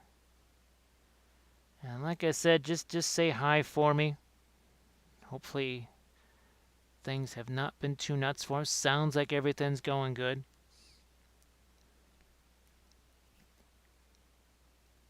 Oh, what about... Yeah. Sometimes when in doubt, you got to simplify, right? You got to simplify. Hello, little hobbit. Spark my ganja. Thank you so much, Morcano, for that follow. Ganov says, hello, little hobbits. Oh, my goodness. Spark my ganja. That's a fine pseudomethyl you have there. Thank you so much for that. That is appreciated. Let me see. Thanks for recommending that, Gary.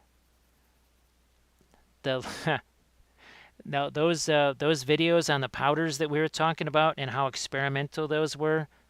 Imagine, Avocado Kids. I can't wait for you to see the. I can't wait for you to see the video on that terrain piece that I was showing you, because I had no idea if I had enough pieces for it. You know, did I actually cast enough pieces? And I wasn't quite sure. Well, okay, hopefully this glue is going to stick. So that's why I was asking you about the hot glue and stuff. Oh, yeah, when you see that, you'll get a chuckle out of it. Since Sylvia is a succubus, I think that this is the miniature. Avocado Kids, it's not posted yet because I have not had a chance to edit it or render it or anything like that. So that's why it won't probably be posting till Sunday, because it's going to take at least an hour plus to edit that, probably more like an hour and a half. It's going to take at least 2.5 hours to render, and then it's going to take another 3 hours to upload. And obviously none of that can happen while I'm doing this. So that's why I'm figuring, because of Sunday, I'll have to, and we're going to be starting really early on Saturday. I don't know when I'll get a chance to do the upload part of it. So that's what makes the Patreon page and the streaming, all that kind of stuff, kind of tricky, because I can't upload files while Kathy is streaming. I can't upload files while I'm streaming. So it makes it very tricky. That the timing on that is very delicate. Speaking of people you got to follow, you also have to follow Rhapsody Studios. Rhapsody, how you doing? Nice to see you. And thank you very much. Yeah, this is... I was so glad that Armored Wolf suggested the flamey sword. So we just took our heavy gloss gel and we just added the flames onto this thing. Because we were basing a ton of figures last night. I think we based 15 different miniatures. And we'll be painting... Tomorrow is going to be kind of an overall day where we're just painting tons and tons of figures. I was hoping to do the interference paints on stuff like this guy right here. And all these crazy little shells and such. Oh, and this guy too. I think we'll do the interference paints on this guy as well. Let me me see. So, Gary, I used it on the Great Beast. No, not sorry, the Great Beast on the Balrog. Uh, Go back and watch the prepping the Balrog video because we used it for fire there. If you check out some of the terrain videos, that's where we used it for our water effects and also for icicles. So here we're using it for. So there's that same gel that we used for fire here. It's icicles here on this, and we've used it for water effects a bunch of times here. I'm just looking around, see if I can find that one miniature here. Let me see if I can find it here. Is it? There it is. There it is. So this is actually a Manique de Noir right here, I believe. And see, we got some water effects on there. That is the same heavy gloss gel, but we've also used it to sculpt fire several times actually, and it's such a super multi-purpose material.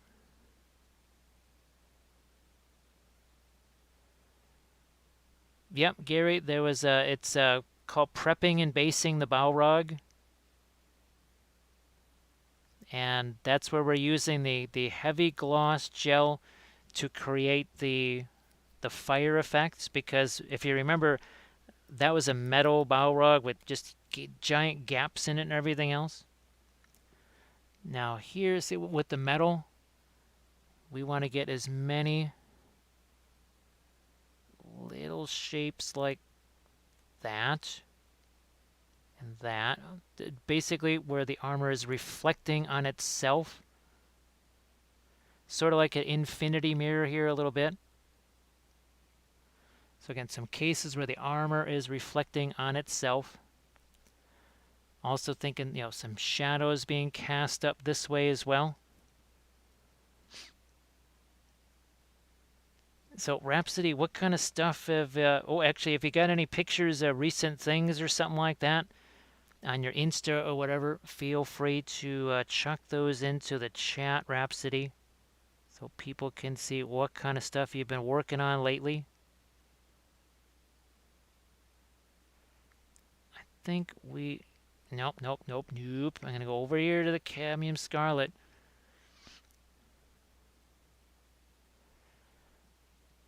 Gary, the nice thing about the non-metallic stuff is that it's entirely based on its environment, right? All of this metal here, if it's not reflecting the sword, it ain't metal, right? And the metal that's over here, if it's not reflecting the floor, the gray floor, or whatever ambient light there is, well, then this is no longer metal either. Metal is all about reflections. It has no color. It has Zippo color on its own, which is why I always rail against those ridiculous, well, we won't name companies, but companies that sell, like, here's a non-metallic metal set, and people think that if they have that set, they're going to be able to do non-metallic metal, which, well, yeah, that's going to be fantastic if they sell you a set that is designed for guys wearing red shirts, walking on forest floor. I mean, there's no way that stuff is going to be custom designed to what you need it to be. So therefore, it's not going to work. Rhapsody started the chibis. You asked for that game you were talking about. I'm going to scroll down here. Well, first of all, more Reaper Bones, Object Source Light. Those are all Bones miniatures, by the way. Yes, those are all Bones. But where's my, well, here. The dull amber. You can see they're reflecting stuff, right? You can see here on these halberds, they're reflecting their surroundings. Wherever there's red, like the red is reflecting onto their armor cuffs, right? Because, well, how can the armor be right next to that red and not be reflecting it?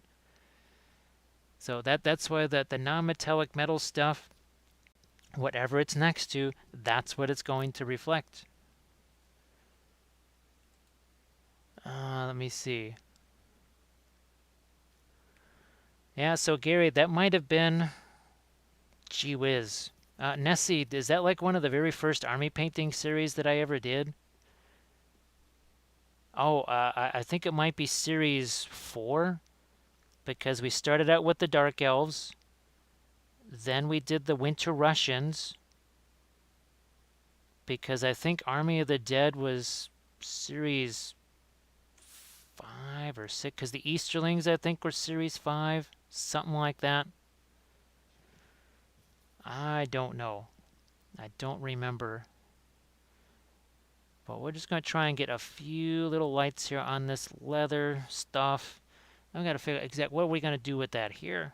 What are we going to do with that here? Are we going to respect the umber some more here? Maybe. Do some umber glazes on that here.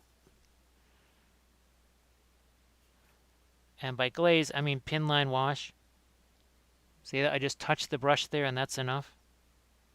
That's it. I'm just touching the brush. We're not brushing that on. We're just touching the brush onto there. Now we're going to take some Van Dyke brown here. Let's hit this up. Let's get some Van Dyke brown on this. Out onto some of the edges here. Like so. Yep. Oh, let's see. We got to do some film noir here. Actually, if somebody can ask, so White Wolf Ranger's been has got some pricing questions on some of the Reaper stuff. If people can give him a little bit of an answer on that. All right. I think here you can see the cooler colors, the warmer colors, right? This is our first film noir. That's our first film noir. You can see all the shadows, all the lights, even over here where we haven't really been doing all that much. Look, you can even see the glow, right? You can even see the glow, but what we don't have, is that color intensity. Look at the intensity of this. Look at how intense that color is. Those oranges there, it makes a big deal. I'm going to actually pump my brightness up a couple of shots here. Yeah, Gary, sometimes like here, I just hit it with a little bit of that, basically a pin line wash right there. Sometimes I do that, sometimes I don't. It depends on the sculpt. Sometimes sculpts are, well, shall we say, they're not exactly super detailed and they don't work really well for that. And other times, the sculpt has all kinds of fantastic detail and that works just absolutely fantastic. So it will definitely depend on the miniature itself. Oh, thanks, Wraith Knight. Yeah, I couldn't answer your questions on the Reaper stuff as far as pricing goes, unfortunately. Since it's been, well, so long since I've last been to a ReaperCon or Adepticon or wherever they would be with their stuff, where I could actually see what their prices are. It's been a long time, so I could not tell you with any sort of accuracy, unfortunately. All right, let's get some stuff happening on here too, shall we? We'll keep it pretty simple, I think. I think we're going to keep it pretty simple. And we're just going to do something like this. We'll just drop some of our lighter color on here. And remember the blending brush. Let's remember the blending brush, wherever the heck that thing went off to. It's around here somewhere. We'll find it. Where did you go?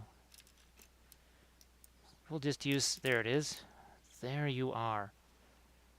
So you notice there's no layers there. Why? Because I'm just going to take that blending brush, get the paint off of there. Look at this. I got a big old nasty white line there, which not a nasty white line anymore. That's kind of blended. Let's do the same thing here. Same thing here. So this is why we don't have problems with the paint sticking or anything like that, because we are not just trying to pile up endless layers of paint here and there. Less is more. More is way too much. And by way too much, I mean so much that you ain't going to get any more paint on there. That's how much. That's what we're talking about by too much. The surface is just going to say, nope, nope. I guess I learned this also from doing pastel painting. And literally the pastel paper would only take so much. And it would literally go on strike. It just said, nope, no more. You are done. You are officially done. There's no more pigment going on this paper. And there would be people that would just kind of throw it away at that point. I did manage to figure out a clever ruse around that. Let's see. Yeah, well, Nessie, boy, you know what would be? It would be nice. Remember the old the hobby hangouts, right? Where we just go into the Google Hangout or whatever, and just at least that way you could kind of hear people, talk to people, right? Actually hear some voices. That would be very nice. And of course, the brush just landed on the palette, so we're gonna have to try and clean that stuff off as best as we can. That was not what we were looking for. This, however, is something we can do now with, again, with that pin line wash sort of a thing here. Let's get a little bit of that Egyptian violet because we know how potent that stuff is.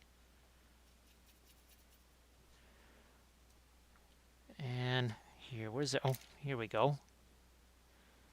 We're just going to take some of that and, again, see what a dry brush that is, but it's still mixing here. See how that's still mixing even at this point? Let's get some darker stuff down into these recesses, shall we? There we go. Let's see. Do you have the Easterling's ring wraith? Oh, you would mean Karn the Betrayer, or sorry, Kamul the Easterling. Sorry. So that's the Betrayer right there. I definitely have Kamul the Easterling. I do believe he is downstairs with all of my other Easterling stuff. But yes, I do have Kamul the Easterling. I'm going to be doing a little project where we put Kamul on a Fell Beast, of course. So yes, we do have Kamul the Fell Beast. Like Valfair says, any brush is a blending brush.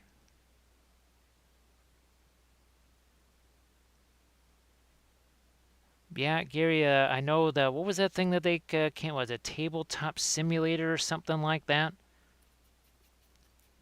Which obviously it lets people play games, but no terrain, no miniatures or anything like that. So that's, I guess if you just want to play the game, I guess that can work for you.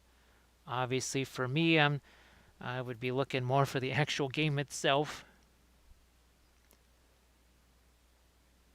Because that's what Kathy's been doing a lot on Discord, doing her Monday painting hangout thing that she does. It's not the same as being there, right? But, I mean, while it's neat, obviously you guys can type into the chat and all that kind of stuff. It's not quite the same as actual chat, right? Where it's like a voice. It's not quite the same thing. It's certainly nice to have something, but not quite the same.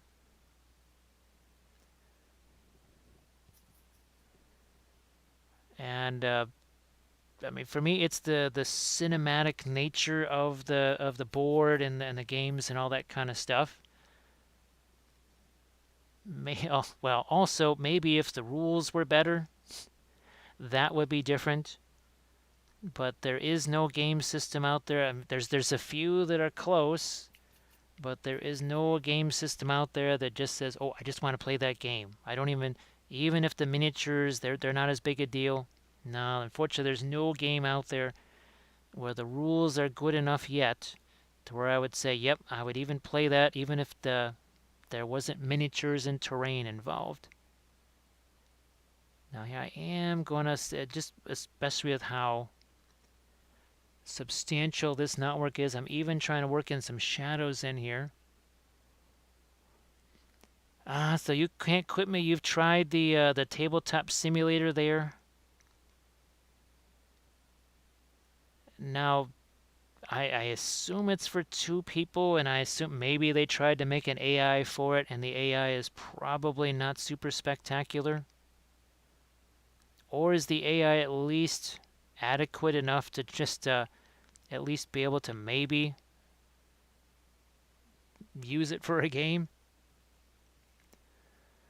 Looks like Avocado Kids is going to go to Lurkville. Try to get back. Yep. Well, Avocado Kids, we should be here, right? What is it? It's only 8:15 here, right? It's only 8:15. And well, we have how many miniatures? We got 15 or something like that that we could potentially paint here. Even if this one is done and things are still hopping, we can always grab another one and get going with that. So Avocado Kids, you have yourself a good one. And folks, be sure to give Avocado Kids a follow. Let's see. So that's actually been around for a while. I knew it wasn't like created overnight, but I didn't know that it had been around for that long. I didn't realize that. So I think now we've solidified some more of this, right?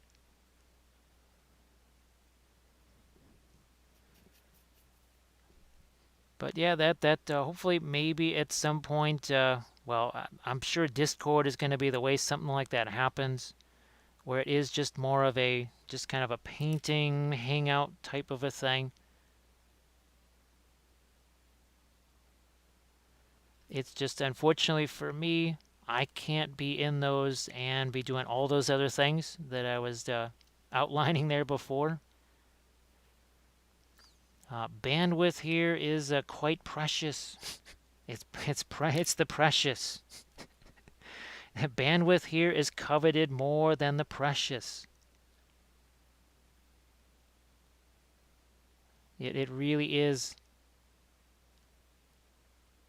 Sometimes I can't even lurk in people's streams sometimes because I just need every last scrap ounce of bandwidth, which I know there is no such thing as an ounce of bandwidth, but every last tiny little bit of it I can get my hands on, I basically have to conserve because those videos are a real hog trying to get those things uploaded. It's actually one of the reasons why well, I think with the Lord of the Rings stuff, I may have to go the route of buying a video camera. I don't really want to have to do that.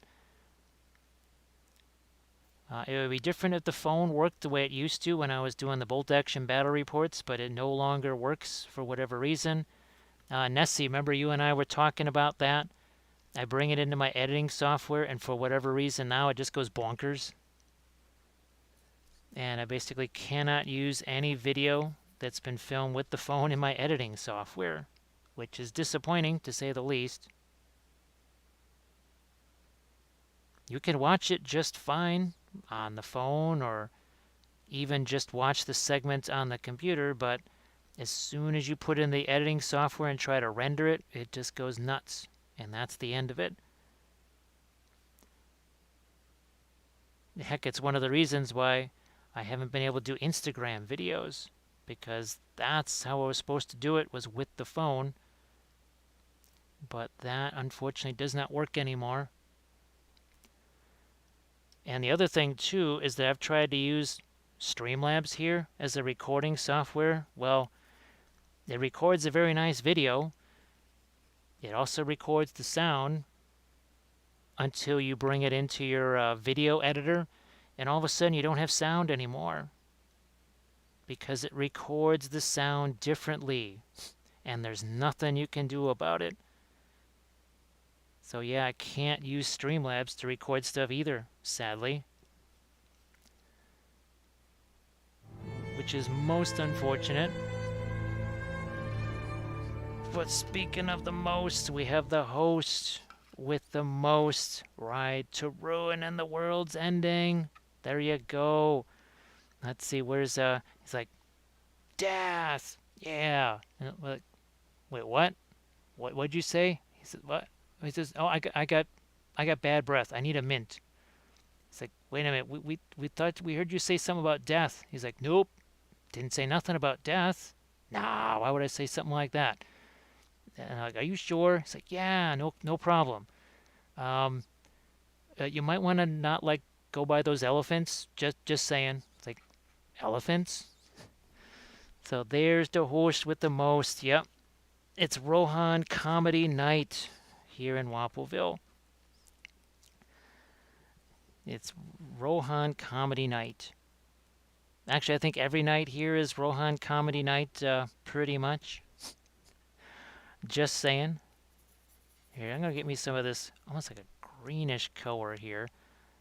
See what I could do on. There was a bit of a mold line thing that kind of ran right through here, so we're trying to kind of work around that here. See what we can do. Valfera, the puppet shows. What is it? You come for the miniature painting, but you stay for the puppet shows, right? You stay for the puppet shows, and you never know. It's an ever-expanding cast of characters. Of course, now we got the Gandalf and Guahir show that pops up every so often now on the sculpting streams. Who would have thought Gandalf and Guahir comedy duo? It is chuckle magic for sure. Let's see. Oh, you can't quit me. No, I'm pretty sure there's got to be one for Middle Earth strategy battle game. I'm sure. I think at some point people were even considering using those to actually be able to run tournaments and stuff. All right, Rifcant, thanks for hanging out. Hopefully we'll see you Saturday and, well, even Sunday. Yes, we're supposed to be streaming Sunday too. A very rare Sunday stream. Yeah, Valfera, I do have a new Prinkles here. I just have to see if on some of these files that I've got, if there's some wings there that I could print out maybe and use to give the new Prinkles some wings, because that could be very fun. I think it'd be very fun if the new Prinkles had those wings that we saw in that one reference picture. So Rifcant, you have a good one. Here, where's our blending brush here? We're just going to level some of these things out. Yeah. Sometimes we have to simplify as well.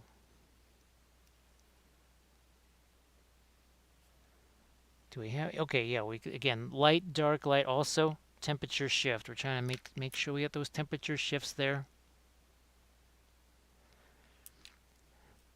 Yeah, Velfer, I just have to figure out which of these probably, well, my guess is something from Titan Forge, because we don't have the Lost Kingdoms. I guess Lost Kingdom. Oh, there's another. I think I saw another preview thing from Lost Kingdoms. They have another whole fun set of stuff that's coming out, of course. But we're not on that one.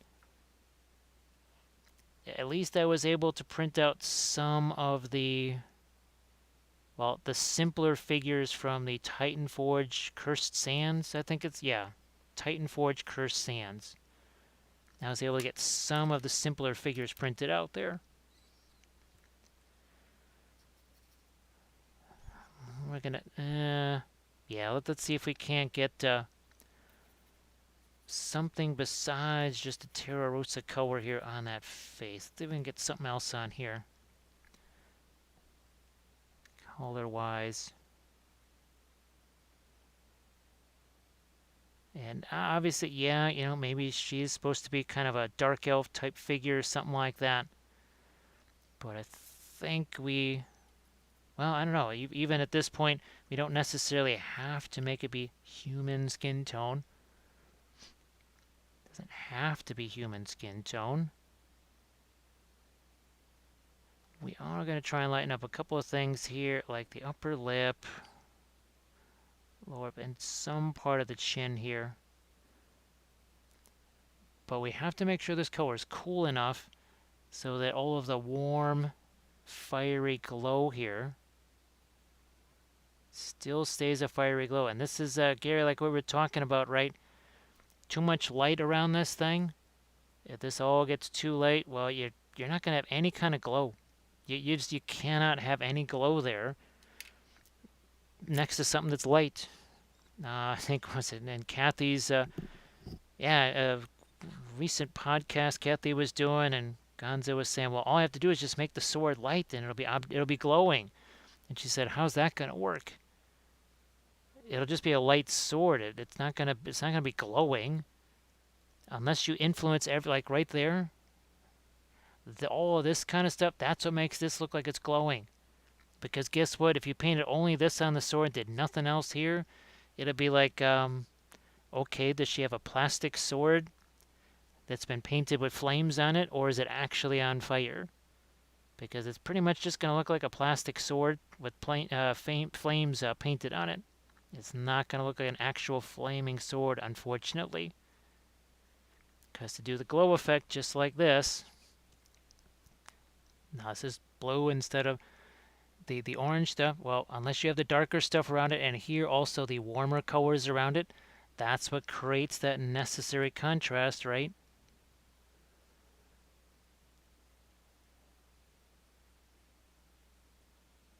Well, Gary, it's the same thing with the acrylics. Let's see here. We've got plenty of stuff with the acrylics that has glow on it. Where's our...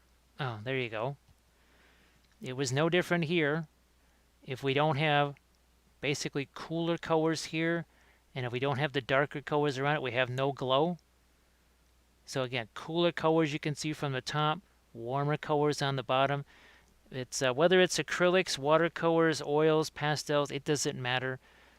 You're not going to have any kind of a glow unless you have something darker or the opposite color to contrast it with. Otherwise, yep, you're not going to have any sort of glow. Just like here on the cheek, if I put a little bit of dark in there, see how that just got lighter by the fact that I just put that little bit of dark right there? It's the very same idea. The exact same idea. Rhapsody, I would like to paint one the same just so that we have Prinkles back again, but I'd like to have the wings on it. Basically the same as the scheme that you saw, except with some wings on there. And then I'd like to get another one and do it sort of in that kind of leopard type of thing. And maybe do a very different base for it.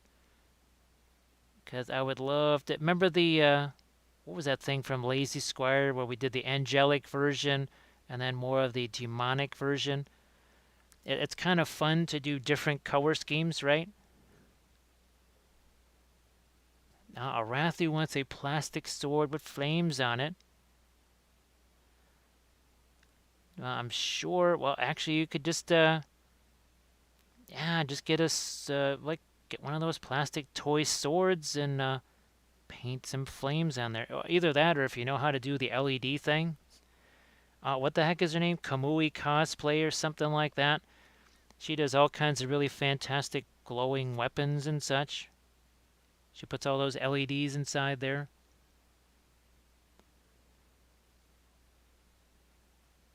Yep, Armored Wolf. That's what we're going to do when we get back here. What was the one? Oh. Remember we did that here? See how the glow is passing through her legs there? Yep, we'll be doing that when we get to the back over here too. Well, I was going to do some here, but there's nothing there. What I want to do is... Oh, where's my... here it is.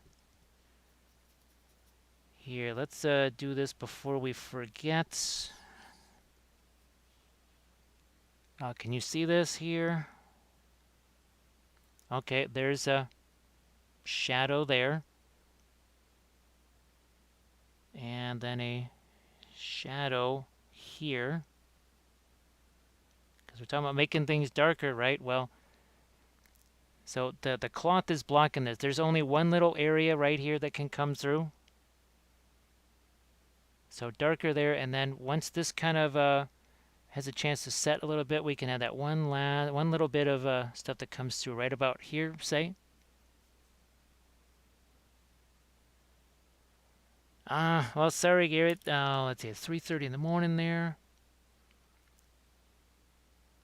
Yeah, Gary, no problem. Yeah, the questions and stuff like that, obviously they help you, but I'm sure they're helping other folks because they may have the exact same question that you do.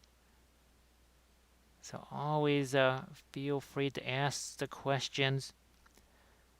It always makes it better for folks. Yeah, just to go, yeah, you know what? I'm going to bring in, well, maybe not that much. Bit more here.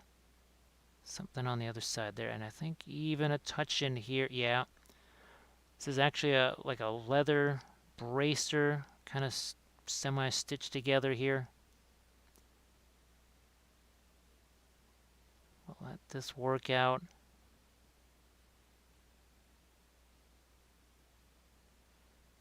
Okay. I think we're. Oh, no one would dare cut in line at the store. Let me see. Maybe Aratu had another one here. This thing. Oh, nope. I think we're all caught up there. Yeah, I think wasn't she kind of one of the first ones to really start doing the Warbler stuff? That was something that I really wanted to do, was mess around with the Warbler armor and paint all that. The problem is she knows way more about the fabric side of things. So as ingenious as she is with just the armor itself, she can also do all of the fabric stuff too, and make gloves and make it so that it's wearable, right? With the what is that stuff called?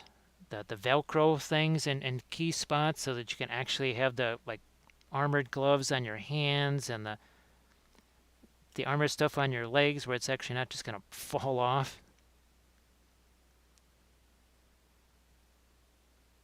Let me see. So yeah, Velfair, we just unfortunately we had to set everything at supermax because, well, YouTube is, well, massively sensitive about everything. And there was a couple of people that would be in the chat, and just no matter how many times you ask them to just maybe not do certain things, they just couldn't quite manage that. So we kind of had to go take some drastic measures, unfortunately, because YouTube is super happy with the killing your channel. And if there's no YouTube channel, we have no income. So we get a little bit twitchy, trying to make sure that that stays intact.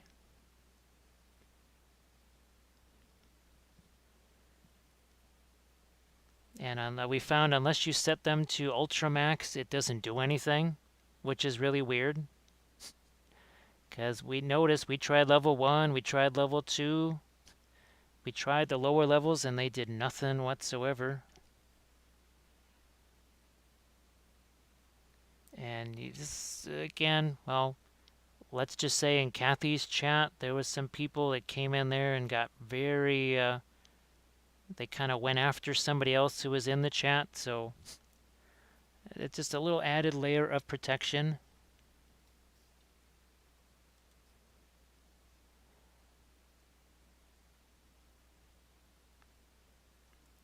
But yeah, there was actually one stream where I just stopped the stream because it was Armored Wolf was literally just stepped away for just a half an hour, and somebody realized that he wasn't there, and they were just going to town, and I just went, oh, stream's over, and that was it. Just had to end the stream right then and there. And there's definitely some sessions that I've never put up on YouTube because I know that there's some stuff in there that YouTube doesn't want to see.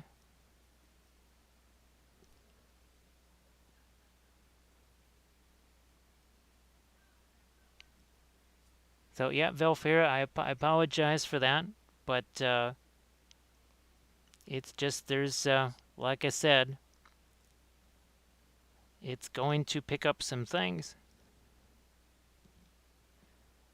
And since our entire livelihood relies on that, it's just going to have to be in place.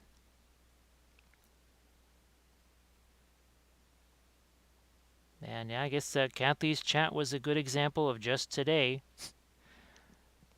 Somebody talked about getting a vaccine, and other people just, yep, and it turned into a little bit of a brouhaha. So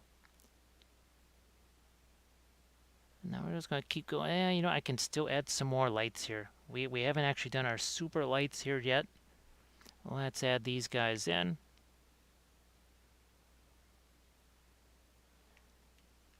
Yeah. Not on the face though, because, well, that's not metal. At least to my knowledge, I don't think that face is metal. Even though we're not quite sure is she a dark elf or human or whatever, I think we can safely say she's not made out of metal. A couple little glinty things there. I think I might even try a couple of darker areas on the sword.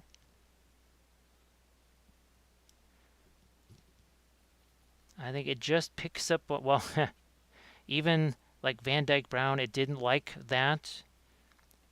I think a couple of times people maybe misspelled it too, and it did not like that. It definitely didn't like that, right, Steeler? Then that happens in yours too, I guess, maybe. Yeah, but just a couple little darker things here on the, just a couple little darker things here. Not too much on the flames. Just a smidge here, not too much. With the bow rug, we could go a little bit dark. We had some more leeway there because what we were hoping to do was have a kind of that whole shadow and flame thing, right?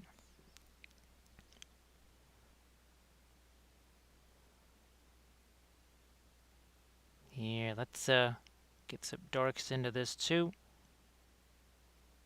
Alright, I want to hash out the end of the hilt right here.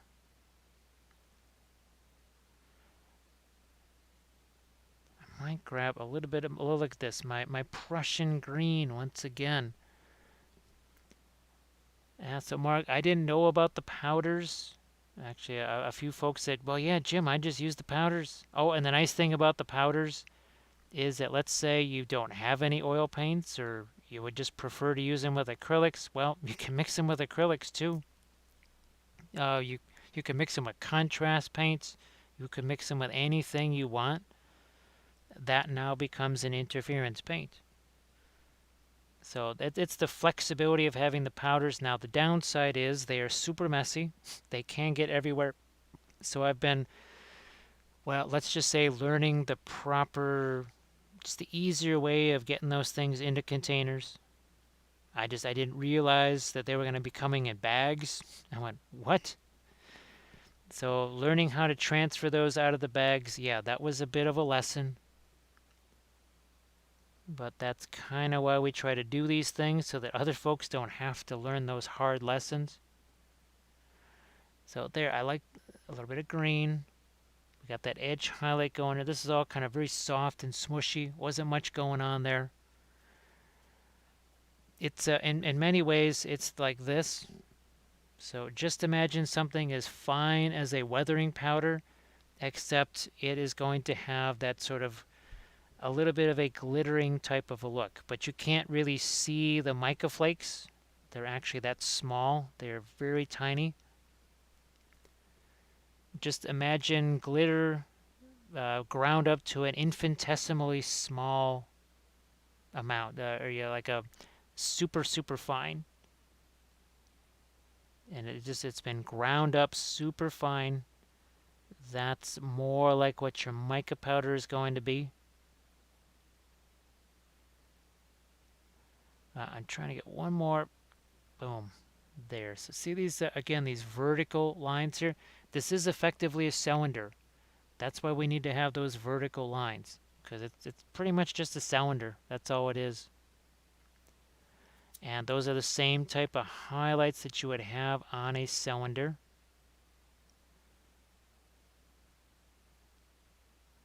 See if I can get a little bit of, again, reflected light on the pieces of armor that are over here on this arm. I decided to just ditch the scabbard. There was supposed to be a scabbard coming through here. That just would have been too much hassle. So I said, nope, no scabbard on this one. I do actually have another one of these, I think. So maybe we try and sneak the scabbard in on that one.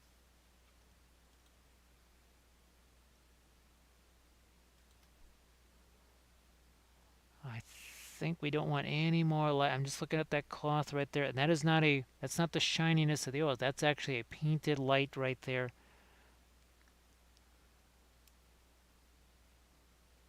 And some colors, we talked about it before, they're just going to be naturally a little bit more glossy than others. With the oils, some colors are going to be super translucent. Some will be semi-translucent.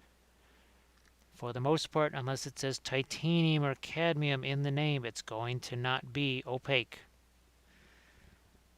That's an adjustment for people with the oils. Also, again, not layering, right? We just take a color, we plop it on there, and then we mix it together. To get rid of brush strokes, we also have things like our blending brushes here, right? No paint on that brush. You say, oh, I can see some brush strokes in here. This is not about blending the colors necessarily. All we're trying to do here is just manage some brush strokes. We literally just kind of took the edge off of some of those brush strokes. You could see some of them. I can see, yeah, again, this is where the fluorescent paint hit. I waited, right? Didn't do that right away. Just went in there, took away a little bit of that brushstroke texture. The key is to be patient as you can. Over here, I see some brushstroke texture. Same blending brush. It's not about blending the color. We're just getting rid of some of the brush strokes. Getting rid of some of those brush strokes. Here, same thing. Over here on the armor here, we've got a couple of brush strokes that I can see there. I've got one right over here on this part of the cloth there.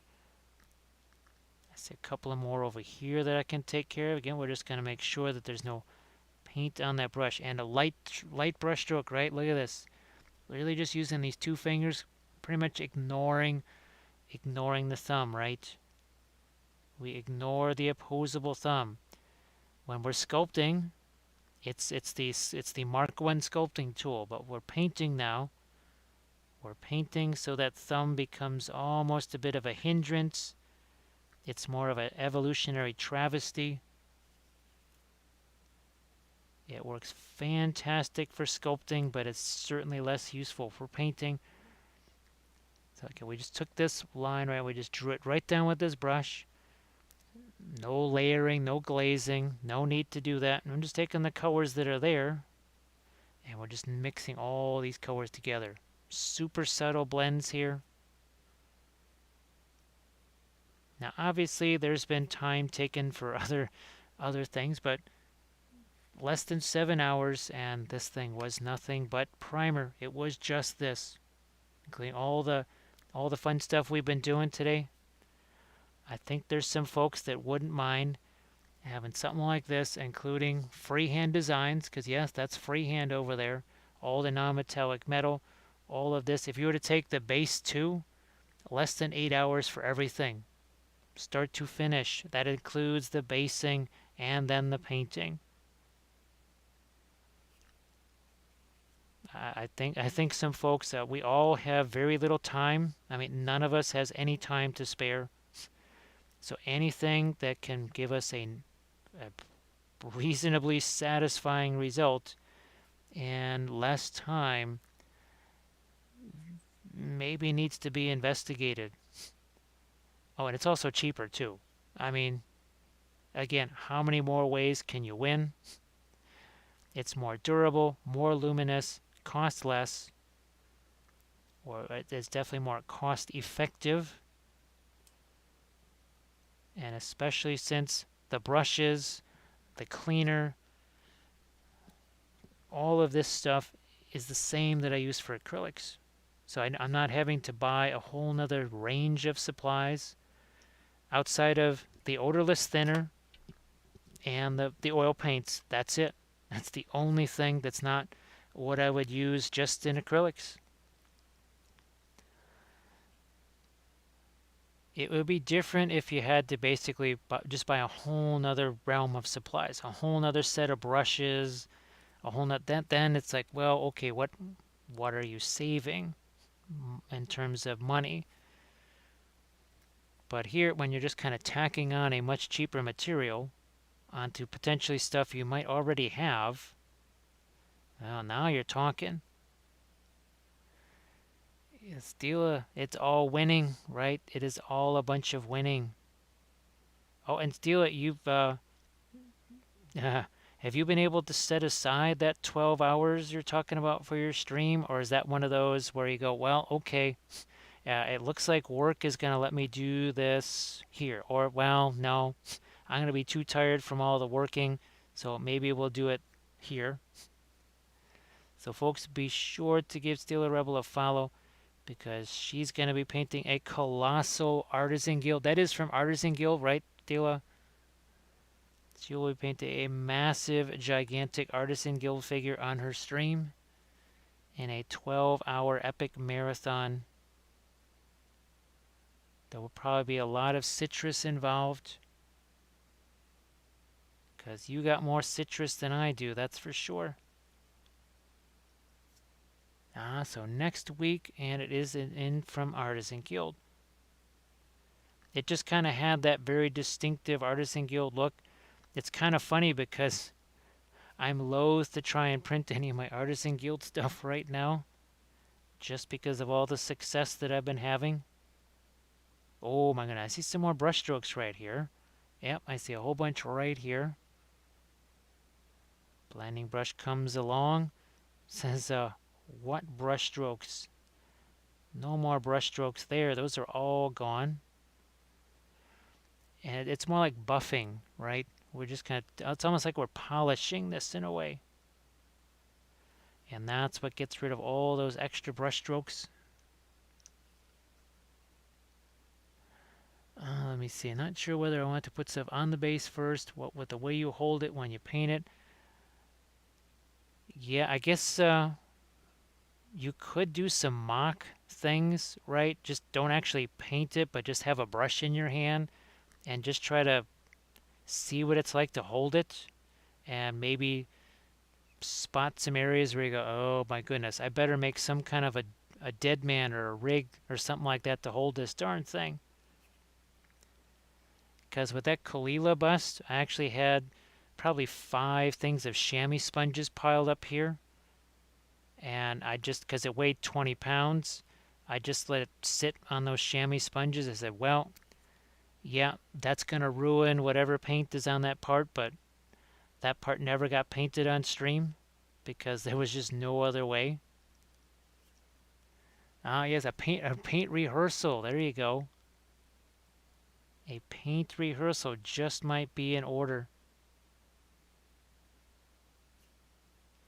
So I can just take in. This is it says sable, but it's kind of one of those cheap, almost sort of imitation sables, which is fine because, well, I don't invest the money in real sable brushes anymore because, well, they're really no more reliable than this is, which is kind of sad. But since we're going to be streaming it again in about 14 or 15 hours, we are going to be looking for a little bit of a rating thing here, because we definitely have to try and get some sort of a sleep here, and I got tons of work yet to do. Tons of work yet to do. Yeah, still, isn't it crazy? The